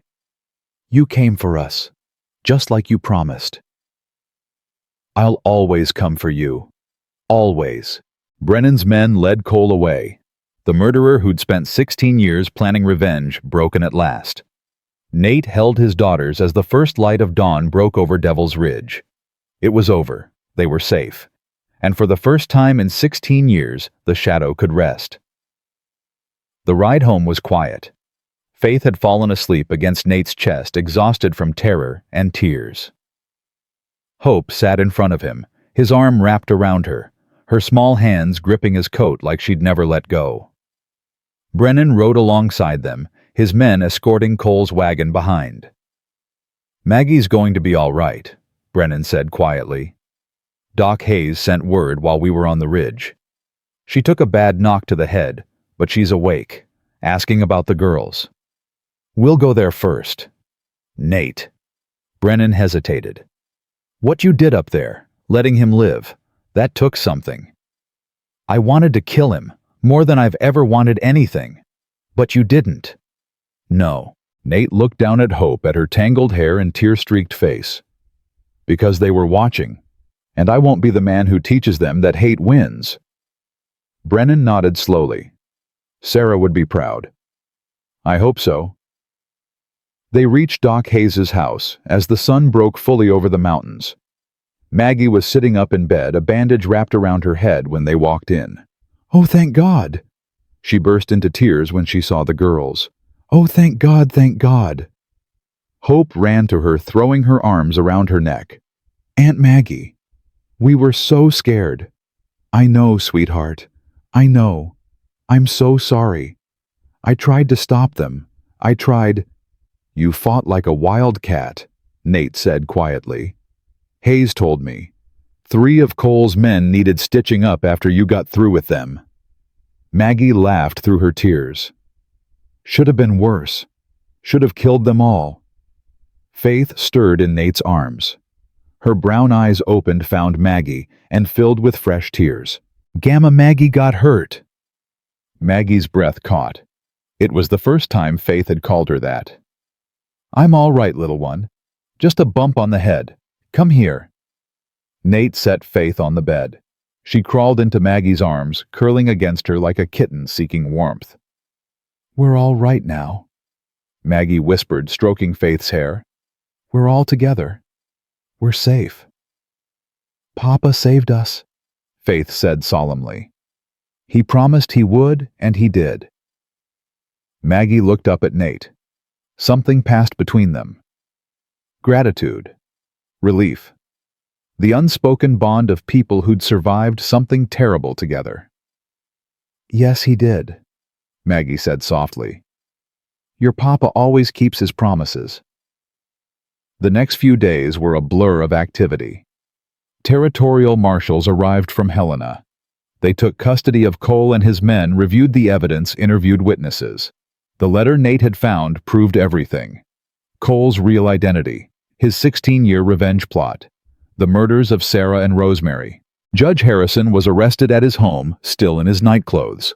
3 county officials resigned in disgrace. The railroad commissioner fled to Canada, but was captured at the border. Through it all, Nate focused on what mattered most. His daughters. Hope's nightmares came every night. She'd wake screaming, crying for her mother, reliving the terror of Cole's knife at Faith's throat. Nate would sit with her until she fell back asleep, singing Sarah's lullaby, the one Hope had taught Faith, the one that connected them all across time and death. Will the bad man come back? Hope asked one night, clutching her pillow. No, he's locked away. He can't hurt you anymore. But there might be other bad men, someday. There might be. Will you always be there to stop them? Nate took her hand. I'll be there as long as I'm breathing. And when I'm gone, you'll be strong enough to stop them yourself. You really think so? I know so. You're the bravest girl I've ever known, Hope. You kept your sister alive when anyone else would have given up. You faced down a murderer without flinching. That kind of courage doesn't come from nowhere. It comes from who you are. Hope was quiet for a moment. Then she said, Mama used to tell me I was brave. I didn't believe her. I thought she was just saying it because she was my mama. She wasn't just saying it. She saw what I see. A girl who's going to grow up to be an extraordinary woman. Hope smiled. The first real smile since Devil's Ridge. I love you, Papa. I love you too, sweetheart. More than you'll ever know.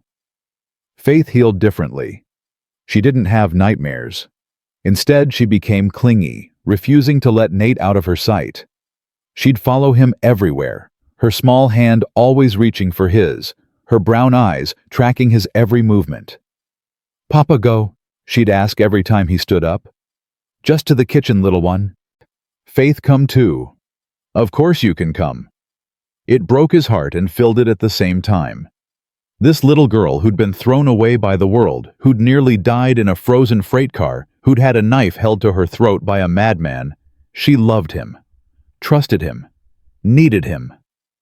"You're good with them," Maggie said one evening, watching Nate read to both girls by the fire. "Natural, like you were born to be a father." "I never thought I'd get the chance." "Sarah wanted children so badly.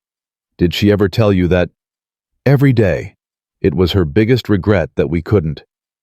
Nate's voice trailed off. "She'd be so happy to see this. You with two little girls who adore you. A family at last." "It's not the family we planned." "No, it's better," Maggie smiled. "Because these girls chose you, and you chose them. That's what family really means." The trial came in early March. The Territorial Supreme Court sent a special judge, a man named William Crawford, with a reputation for fairness that bordered on legendary. He arrived in Silver Creek with 2 federal marshals and a mandate to clean house. Nate testified for 3 hours. He told the court everything. His history as the Shadow. His pursuit of Victor Kane. The 16 years of peace that followed. Sarah's death. Rosemary's death. Finding the girls in the freight car. When he finished, Judge Crawford studied him with keen eyes. "Mr. Mercer, you've admitted to killing men, to taking the law into your own hands. I killed outlaws who'd murdered innocent people. Men with bounties on their heads placed there by courts of law. And Daniel Kane? You had him at your mercy on Devil's Ridge. Why didn't you kill him?" Nate glanced at Hope and Faith sitting in the front row between Maggie and Martha Sullivan. "Because killing him would have made me what he said I was. A murderer. A man no better than his brother." He looked back at the judge. "I didn't want my daughters to see that. Didn't want them to grow up knowing their father chose revenge over justice." "Your daughters?" Crawford leaned forward. "The girls you found at the train depot. The ones labeled Unwanted. Their names are Hope and Faith Mercer, if the law will recognize it." "We'll get to that. First, tell me about Cole's confession." Nate recounted Cole's words on Devil's Ridge, the admission of poisoning Sarah and Rosemary, the 16 years of planning, the network of corruption that had enabled everything. When he finished, the courtroom was silent. Judge Crawford turned to Cole, who sat shackled in the defendant's chair. "Daniel Kane, you've heard the testimony against you. Do you wish to respond?" Cole raised his head. His face was pale, hollowed out by weeks in custody. But something had changed in his eyes. The madness was gone, replaced by something that looked almost like peace. "I'm guilty," he said quietly. "Of everything. The murders, the fraud, the land seizures. All of it." Murmurs swept through the courtroom. "I spent 16 years planning revenge against the man who killed my brother.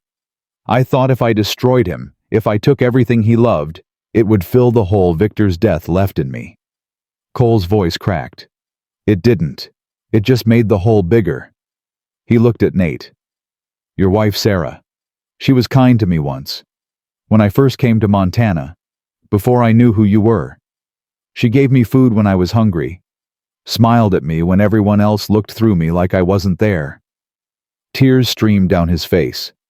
"And I killed her for it. Because she loved you. Because destroying her would hurt you."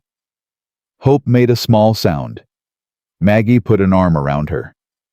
"I'm not asking for mercy," Cole continued. "I don't deserve it, but I'm asking you to remember that hate is a poison. It killed my brother. It killed me. Don't let it kill anyone else." Judge Crawford was quiet for a long moment. "Daniel Kane, this court finds you guilty of murder, conspiracy, fraud, kidnapping, and crimes too numerous to list. You are sentenced to hang by the neck until dead." His voice softened slightly. "May God have mercy on your soul." Cole nodded once. "Thank you, Your Honor." As the marshals led him away, he looked back at Nate. "Take care of them," he said. "Those girls. They deserve better than what life has given them so far." Nate said nothing, but he nodded. It was the last time they ever spoke. After the sentencing, Judge Crawford called Nate and the girls forward. "There's one more matter to address," Crawford said. "The status of Hope and Faith Bennett." Hope clutched Nate's hand. Faith pressed against his leg. "I've reviewed the evidence of their parentage. Their mother, Rosemary Bennett, was the sister of Sarah Mercer. That makes them the legal nieces of Mr. Mercer by marriage." "Yes, sir.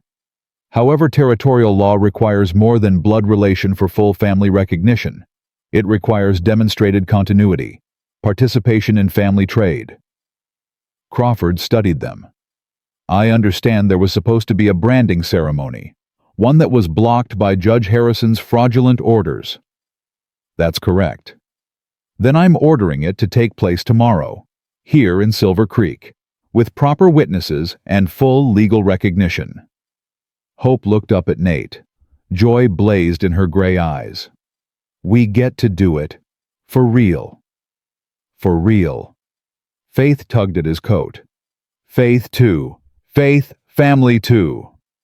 Nate lifted her into his arms. "You too, little one. Both of you." The branding ceremony took place at noon the next day. Half the town turned out. Ranchers, merchants, families who'd been robbed by Cole's schemes. They gathered around Nate's corral, watching as Hope prepared to make her mark. The branding iron was hot, glowing orange in the forge. The EC star design stood out clearly. Nathaniel Mercer's family mark. Hope pulled on her leather gloves.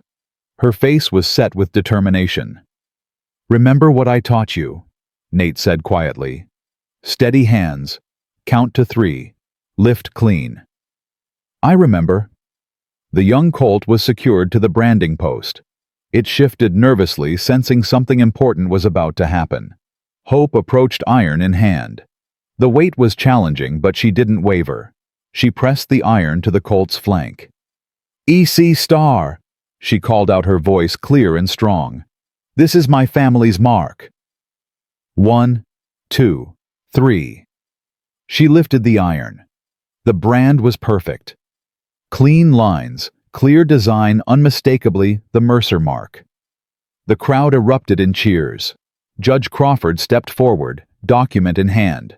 "Let the record show that Hope Bennett has participated in her family's trade before witnesses with skill and determination." He signed the paper with a flourish. "By the power vested in me by the territory of Montana, I hereby recognize Hope Bennett as Hope Mercer, legal daughter and heir of Nathaniel Mercer." Hope threw her arms around Nate's waist. "I'm really yours now, forever." Forever. Can Faith do it too? Can she be a Mercer? Crawford smiled. "Faith is too young to handle the iron, but if she participates in the ceremony, witnesses the branding, she'll be recognized as well." Nate lifted Faith and carried her to the branding post. He guided her small hand to touch the fresh brand on the colt's flank. "This is your family's mark, Faith. Do you see it?" Faith nodded solemnly. "EC Star, like Papa." "That's right. Like Papa, like Hope, like you." Faith looked at the crowd, at all the people watching. Then she lifted her chin and announced loud enough for everyone to hear, "I'm Faith Mercer. Now I got a papa and a sister and a gamma and a family." Laughter and cheers rippled through the crowd. Crawford signed another document. "Let the record show that Faith Bennett has participated in her family's ceremony and is hereby recognized as Faith Mercer, legal daughter of Nathaniel Mercer." Maggie was crying. Martha Sullivan was crying. Even Sheriff Brennan looked suspiciously misty-eyed. Nate gathered both girls in his arms, holding them tight against his chest. "You're mine now," he said, his voice rough with emotion. "Legally, officially, in every way that matters. Nobody can ever take you away." "We know," Hope said quietly. "We always knew. From the first night. When you promised to keep us safe." "You promise a lot, Papa," Faith said, patting his cheek. "And you keep all of them." "That's what fathers do." They rode out to the cemetery that afternoon. The small hill overlooking the ranch where Sarah's grave had stood alone for 5 years. A new headstone had been placed beside it. Rosemary Bennett, beloved mother, beloved sister. Brennan had arranged to have Rosemary's remains brought from Denver. She deserved to rest beside her sister, he'd said. Deserved to be near her daughters. Hope knelt between the graves, placing wildflowers on each one. "I'm Hope Mercer now," she told the silent stones. "Papa adopted us. It's official. Faith and me were his daughters." She traced the letters of her mother's name. "I miss you, Mama, every day. But I'm not alone anymore. I have a family, a real family." Faith moved closer, her small hand finding Hope's. "Mama's watching," Faith whispered. "From the stars. Remember. I remember. And Aunt Sarah, too. They're together now. They can see us." Hope looked at Nate standing a few feet away. His eyes were wet, but he was smiling. "Yes," Hope said softly. "They can see us. And they're happy." Nate stepped forward, placing his hand on Sarah's headstone. The cold granite felt familiar under his weathered palm. "I found them, Sarah," he said quietly. "The girls you wanted me to find. Rosemary's daughters. Your nieces." His voice cracked. "They're my daughters now. Legally. Officially. In every way that matters." He looked at Hope and Faith, standing hand in hand between the graves. "I wish you could have met them. Hope's got your eyes, your stubbornness, your courage, and Faith." He smiled. "Faith's got a heart big enough to love the whole world." The wind stirred, carrying the scent of wildflowers. "I'm going to take care of them, Sarah. Give them the home we always wanted to give our own children. And when they're grown, when they have families of their own, they'll know about you, about Rosemary, about the women who loved them enough to send them to me." Faith tugged at his coat. "Papa, is Aunt Sarah happy now?" Nate lifted her into his arms. "I think so, little one. I think she's very happy. Because we found you. Because we found each other." Hope stood brushing dirt from her knees. "Can we come back tomorrow and the day after? I want to tell them everything. About the ranch and the horses and Gamma Maggie and—" "We can come back whenever you want. They're your family too." "Our family," Hope corrected. "All of us together, the living and the dead." They walked back to the horses together, three people bound by love and loss and the unbreakable ties of chosen family.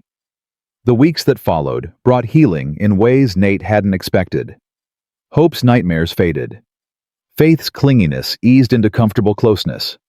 The ranch house that had been a tomb for 5 years filled with laughter and noise and the beautiful chaos of children. Maggie moved into the guest cabin permanently. She claimed it was to help with the girls' education, but Nate suspected she simply didn't want to be alone anymore. None of them did.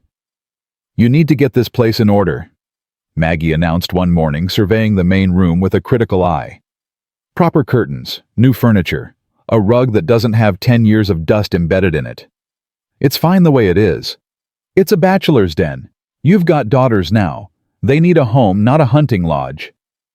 Hope appeared in the doorway. "What's a hunting lodge?" "A place where men live when they don't have wives to civilize them," Maggie said tartly. "I think our house is nice," Hope said loyally. "It smells like Papa." Maggie snorted. "That's precisely my point." But changes came slowly and naturally. New curtains appeared on the windows. Fresh flowers sat on the kitchen table. The rocking chair on the porch, empty for 5 years, now held Maggie in the evenings while she mended clothes and told stories to the girls. The Sullivans visited often, their children playing with Hope and Faith in the yard. Other families came too. People who remembered what the shadow had done for them. People who wanted to meet the girls he'd saved. "You're famous, Papa," Hope told him one evening. "Everyone in town knows about you." "I'm not famous. I'm just a rancher." "Mrs. Sullivan says you're a hero. She says you saved the whole territory from the Kane gang." "That was a long time ago."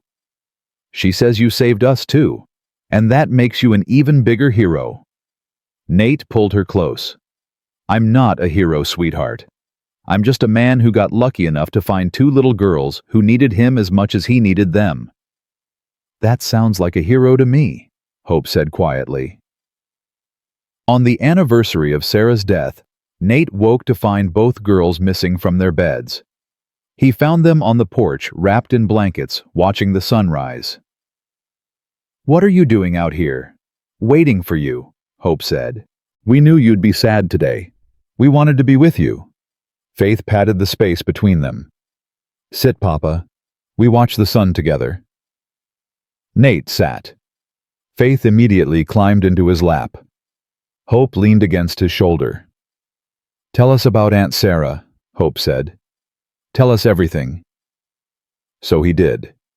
He told them about the first time he saw her, about their wedding day, about the house he built with his own hands because she wanted a home, a real home, something permanent and safe. He told them about her laugh, her courage, the way she could make anything grow flowers and vegetables and hope. He told them about her death, the long, slow fade that he now knew had been murder. The way he'd held her hand until the very end, promising to love her forever. "You still love her," Hope said quietly. "I'll always love her."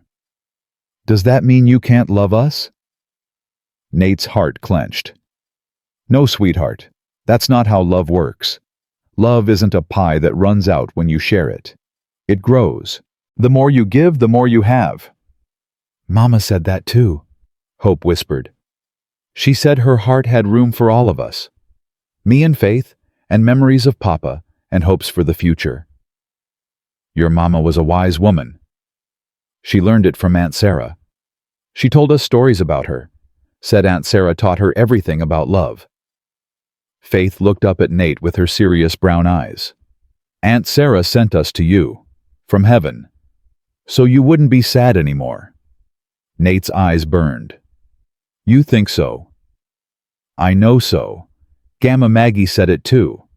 She said Aunt Sarah was always watching out for you, even from the stars." "Then I'd better make sure I deserve it," Nate said quietly.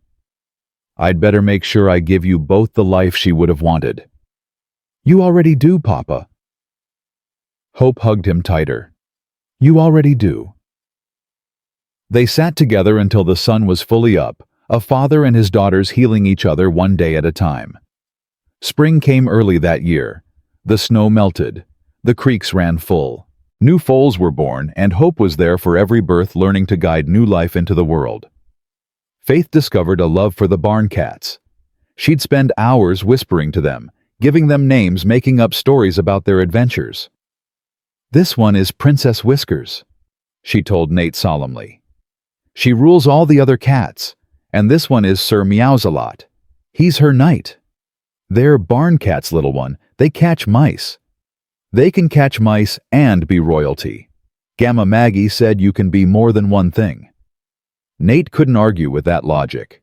On Hope's 9th birthday, he gave her something special, a horse of her own, a young mare with a chestnut coat and gentle eyes. "She's beautiful," Hope breathed. "What's her name?" "That's for you to decide. She's yours now." Hope studied the mare for a long moment. Then she said, "Sarah. I'm going to call her Sarah." Nate's throat tightened. "That's a good name." Aunt Sarah would have liked her. She loved horses, didn't she? She did. More than almost anything. Hope stroked the mare's muzzle. "Then she'll like knowing a horse is named after her. She'll like knowing I remember." Faith tugged at Nate's coat. "Faith gets a horse too, when Faith is big. When you're big, you'll have your own horse. I promise." "Another promise?" Faith said happily. "Papa's full of promises. And I keep every one." That night, after the birthday cake and presents and excited chatter, Nate tucked both girls into bed. "Papa?" Hope's voice was sleepy but content. "Yes, sweetheart. Thank you for finding us, for saving us, for making us Mercers. I should be thanking you. You saved me too, you know." "How?" Nate smoothed her hair back from her forehead. I was lost before you came. Alone. Empty. Just going through the motions waiting for my life to end. And then two little girls showed up in a freight car, half frozen and scared, and everything changed. Because you loved us. Because you let me love you. That's a gift, Hope. The greatest gift anyone's ever given me. Faith reached out from her bed, her small hand finding Nate's. Family chain, she murmured. Never break. Never break, Nate agreed. He sat with them until they fell asleep, listening to their breathing, watching the moonlight play across their peaceful faces. His daughters, his family, his reason for being. Sarah's final gift, the second chance he'd never asked for and didn't deserve. But he would spend the rest of his life trying to be worthy of it. The years passed the way years do. Slowly at first, then all at once. Hope grew tall and strong, her chestnut hair darkening to auburn her gray eyes, carrying the same fierce determination that had kept her sister alive in that frozen freight car. She learned to ride like she was born in the saddle, to rope and brand, and mend fences alongside her father. Faith blossomed into a girl of sunshine and laughter. Her blonde hair lightened to gold in the summer months. Her brown eyes sparkled with mischief and warmth. Where Hope was serious, Faith was playful. Where Hope planned, Faith dreamed. Together they were everything Nate had never known he needed. "Papa, watch this," Faith called out one summer morning, balanced precariously on the corral fence. "Faith Mercer, get down from there before you break your neck." "I'm practicing," Hope said. "Real cowgirls can walk on fences." Hope appeared from the barn looking guilty. "I said they could when they were older. You're only 7. 7 is old, I can do it." She promptly fell off. Nate caught her before she hit the ground, swinging her up into his arms. "See?" Faith said triumphantly. "Papa caught me. I knew he would." "That's not the point, little one." "It's exactly the point. You always catch me." He couldn't argue with that. Maggie watched from the porch, shaking her head. "Those girls are going to turn your hair white, Nathaniel Mercer." "Too late for that." It was true. The silver at his temples had spread. His face carried more lines now, carved by sun and time and laughter. The shadow was a distant memory, a story told in saloons by men who'd never met him. But the father, the rancher, the man who'd found 2 frozen children and given them a home, he was very much alive. "Come inside," Maggie called. "Breakfast is ready." They ate together, the 4 of them, around the kitchen table that had once held only silence and grief. Now it overflowed with chatter and arguments over who got the last biscuit, and Faith's elaborate stories about her cat kingdom. "Princess Whiskers had babies," Faith announced. 6 of them. I named them all after flowers." "6 more cats," Nate said. "Just what we needed." "They're not cats, Papa. They're nobles, dukes and duchesses." "My mistake." Hope rolled her eyes, but couldn't hide her smile. "You encourage her." "I do not. You built her a castle for the cats last month." "That was a shelter, for practical purposes. It had a flag." "Cats need flags." Maggie laughed, the sound filling the kitchen like music. "You're both impossible." "We're Mercers," Faith said proudly. "Mercers are supposed to be impossible. Papa said so." "When did I say that?" "Last week, when Hope argued with you about the new fence posts for an hour." "I was right about those fence posts," Hope said. "You were," Nate admitted. "But that doesn't mean I said—" "You did, Papa. You said Mercers are stubborn as mules and twice as impossible." "I was talking about myself." "Nope. You said Mercers. That's all of us." Nate looked at Maggie for help. She just smiled. "Don't look at me. I'm a Whitmore. We're perfectly reasonable." "Gamma, Maggie, you threw a pot at Mr. Henderson last month," Faith pointed out. "He deserved it." "What did he do?" "He insulted my pie." "Then he definitely deserved it," Hope said solemnly. This was his life now, chaos and laughter and love, more than he'd ever dreamed possible. The execution of Daniel Kane happened on a Tuesday in late spring. Nate didn't attend. Neither did the girls. Some endings didn't need to be witnessed. But that night, after Hope and Faith were asleep, he walked out to Sarah's grave. Rosemary's headstone gleamed beside it in the moonlight. "It's done," he said quietly. "The man who killed you both. He paid for what he did."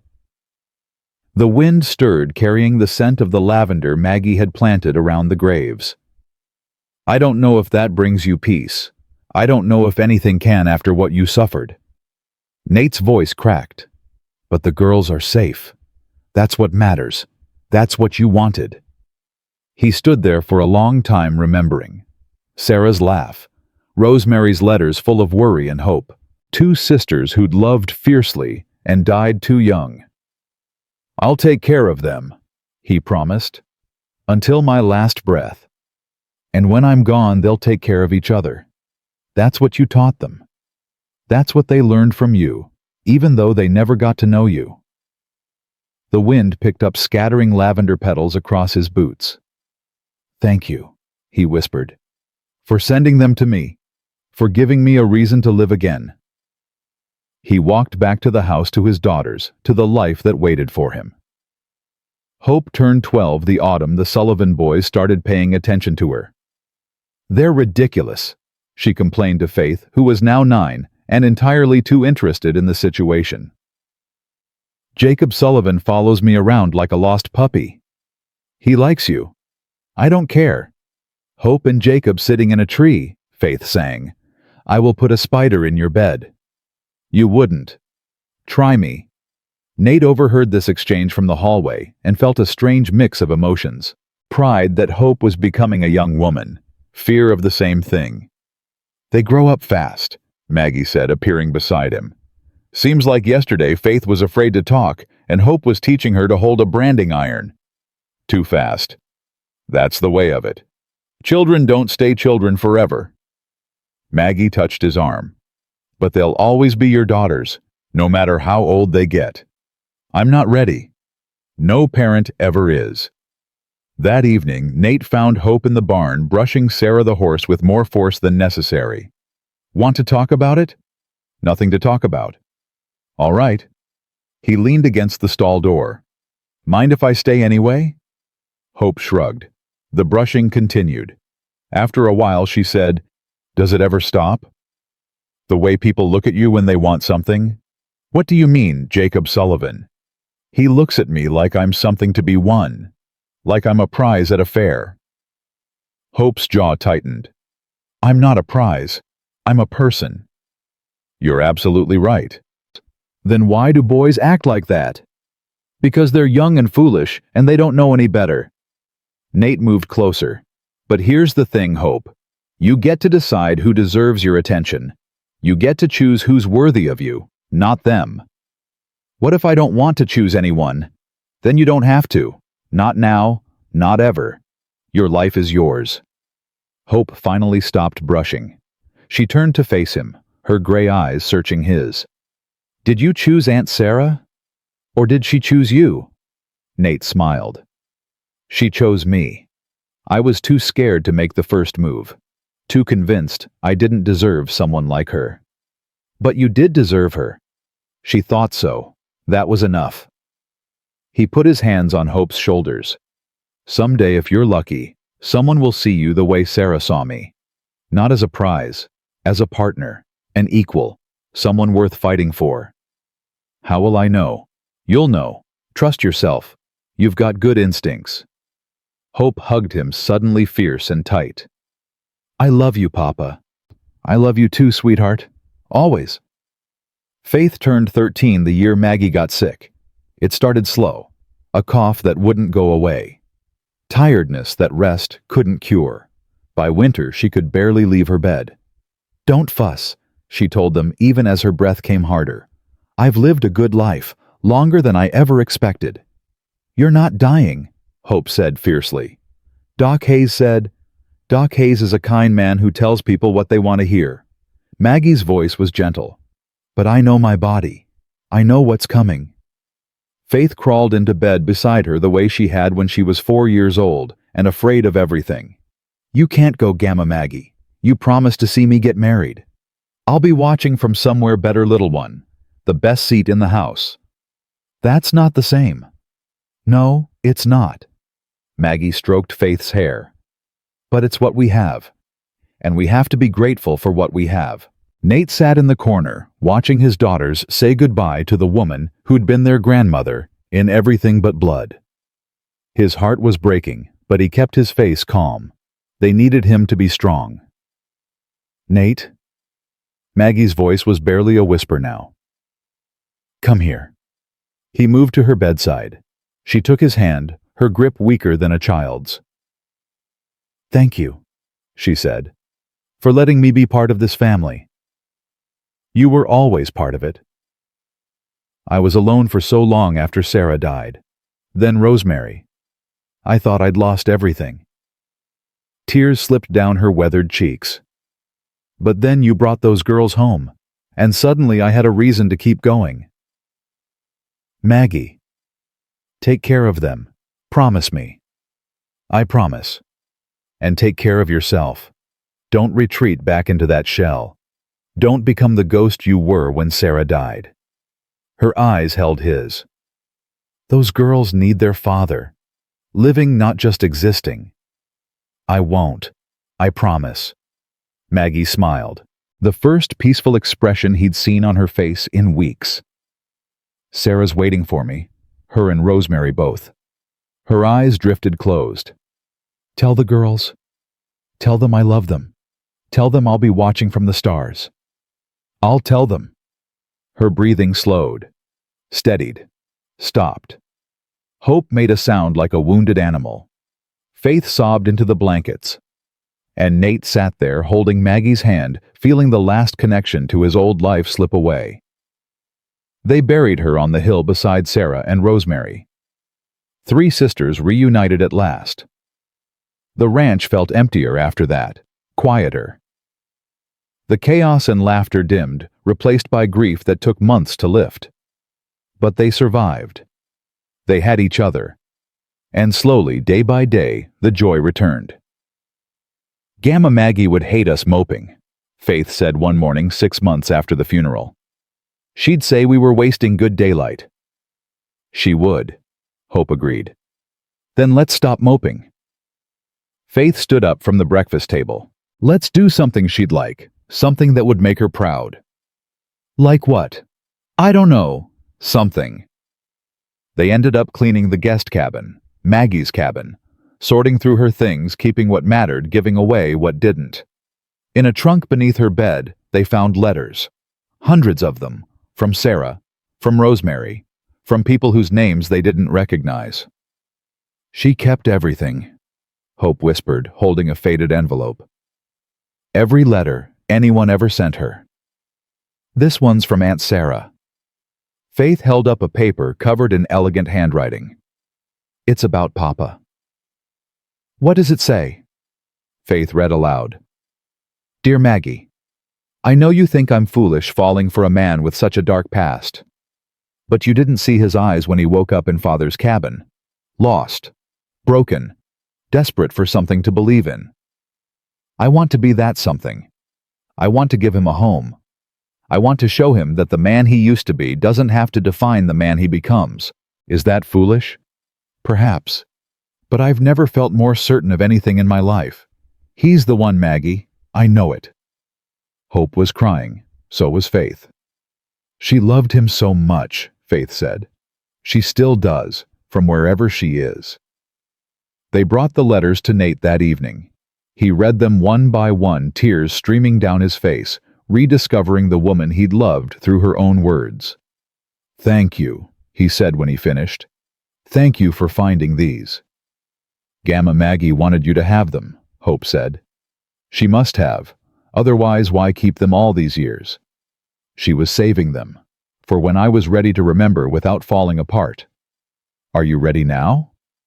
Nate looked at his daughters, at the young women they'd become, at the family they'd built from ashes and snow and desperate love.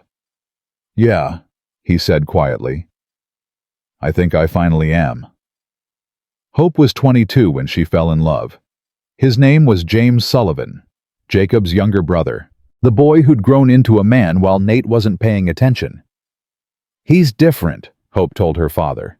"He doesn't look at me like a prize. He looks at me like I'm the most interesting person he's ever met. Like he wants to know everything about me." "And do you feel the same about him?" Hope smiled. That smile that reminded Nate so much of Sarah. "Yes, I really do." The wedding took place on a June morning under skies so blue they hurt to look at. Half of Montana seemed to attend. Nate walked his daughter down the aisle, his steps slow but steady. "Nervous," he whispered. "Terrified, but the good kind. That's exactly how I felt when I married your aunt. How do I look?" Nate stopped, turned to face her. His daughter. His miracle. The frozen child who'd become the center of his world.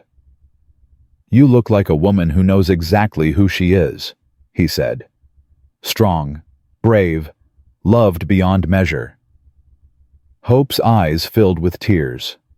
"I learned from the best." He kissed her forehead. "Your mothers are watching, all three of them. Sarah, Rosemary, Maggie. I know, I can feel them." They completed the walk together, and Nate placed Hope's hand in James's. "Take care of her," he told the young man. "She's the greatest gift I've ever received." "I will, sir.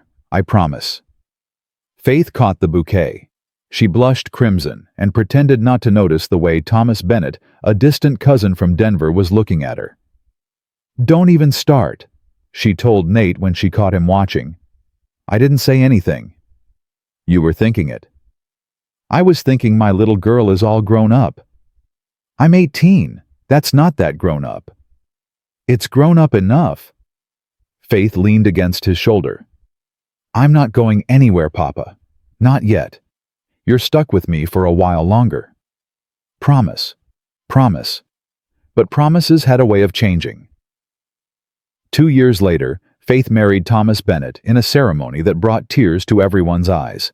The girl who'd been too scared to speak had become a woman whose laughter could fill a room. "You'll take care of her?" Nate asked Thomas. "With my life, sir." "She's special. More special than she knows." "I know, sir. That's why I love her." The ranch felt quiet after Faith left, emptier than it had since the girls first arrived. But Hope and James had built a cabin on the property. Faith and Thomas visited often, and before long there were grandchildren, 3 for Hope, 2 for Faith, 5 little voices calling him Grandpa, 5 sets of hands learning to ride and rope and brand. "You're good with them," Hope said one evening watching Nate teach her oldest son to hold a branding iron. "Natural. Had practice. With us. With you. Best practice a man could ask for." "Do you ever think about it?" Hope asked quietly. "The way things could have gone if you hadn't found us that morning." Nate was quiet for a long moment. "Sometimes. Late at night when I can't sleep, I think about what would have happened if I hadn't heard you coughing. If I'd walked past that freight car without stopping. You would have stopped. You always stop. I wasn't always that man. The man I was before Sarah. He might have walked past. Might have told himself it wasn't his business. But you didn't." "No, I didn't." Nate watched his grandson press the iron against the practice post. Steady hands. Good form. "Because something told me to look. Something pulled me toward that car. Call it instinct. Call it fate. Call it Sarah watching from somewhere beyond." "I call it love," Hope said softly.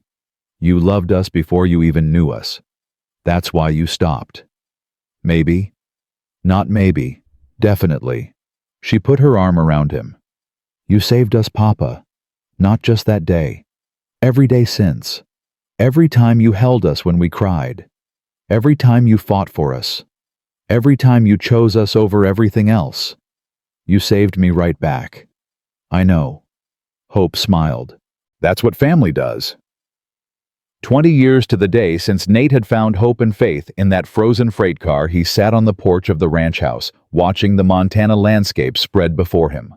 His hair was white now, his face mapped with lines earned through decades of hard work and harder love.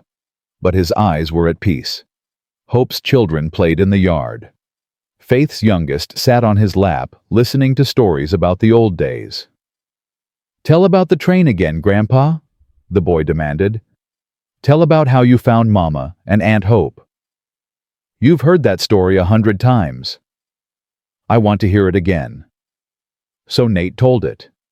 The frozen freight car. The two little girls huddled together. The note that said, "Unwanted." "But you wanted them," the boy said when he finished. "More than anything." "Why?" Nate thought about it. About Sarah. About Rosemary. About the empty years between his wife's death and the morning that changed everything. "Because they needed me. And I needed them. Sometimes that's all it takes. To make a family. To make a family." Hope appeared on the porch, her auburn hair streaked with early gray now. She looked so much like Sarah that sometimes it took his breath away. "Papa, supper's ready." "In a minute." She sat down beside him the way she had 1,000 times before. Faith joined them a moment later, golden-haired and laughing, Thomas's hand in hers.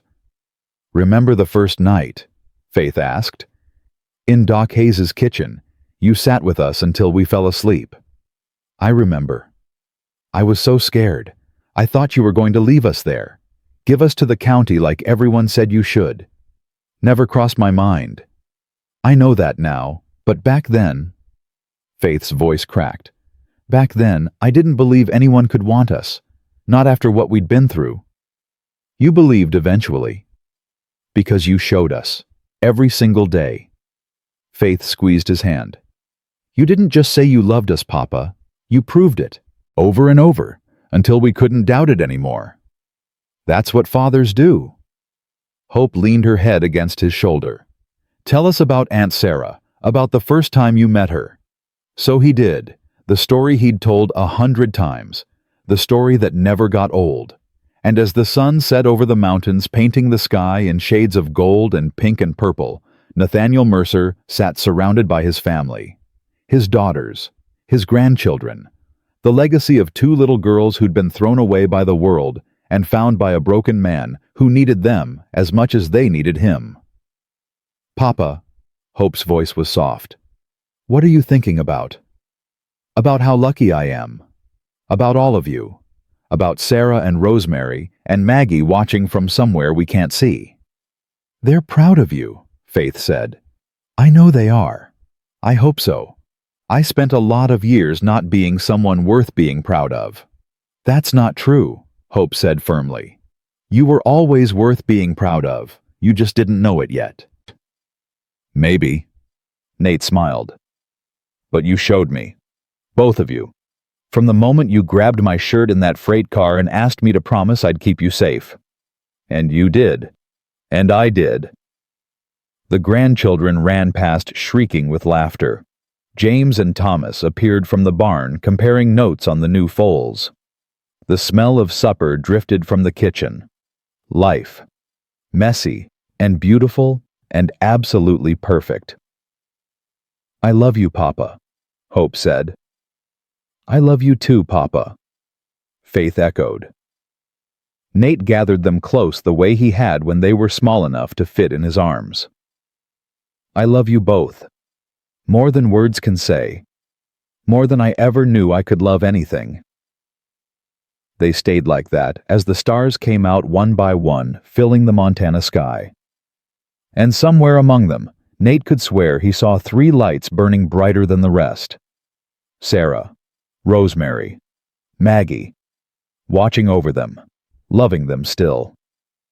"We did it, Sarah," he whispered. "We built the family you always wanted." The wind stirred, carrying the scent of lavender from the hillside graves. And Nathaniel Mercer, the man who'd once been called the Shadow, the man who'd found 2 frozen children labeled Unwanted and made them his own, smiled. Because he'd learned something in the 20 years since that frozen morning. Love wasn't something you found. It was something you built. Day by day. Choice by choice. Promise by promise. And the family he'd built from ashes and snow and desperate hope was the greatest thing he'd ever done. Not the outlaws he'd hunted, not the evil he'd stopped, not the legend he'd become. Just this. Just them. Just love. That was his legacy. That was his truth. That was everything.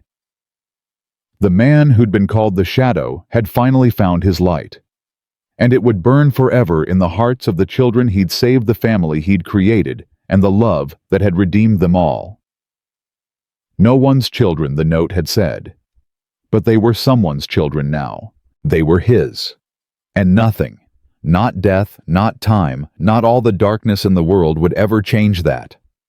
Some chains are forged in blood, others in law. But the strongest chains of all are forged in love. And love, Nathaniel Mercer had learned, never breaks.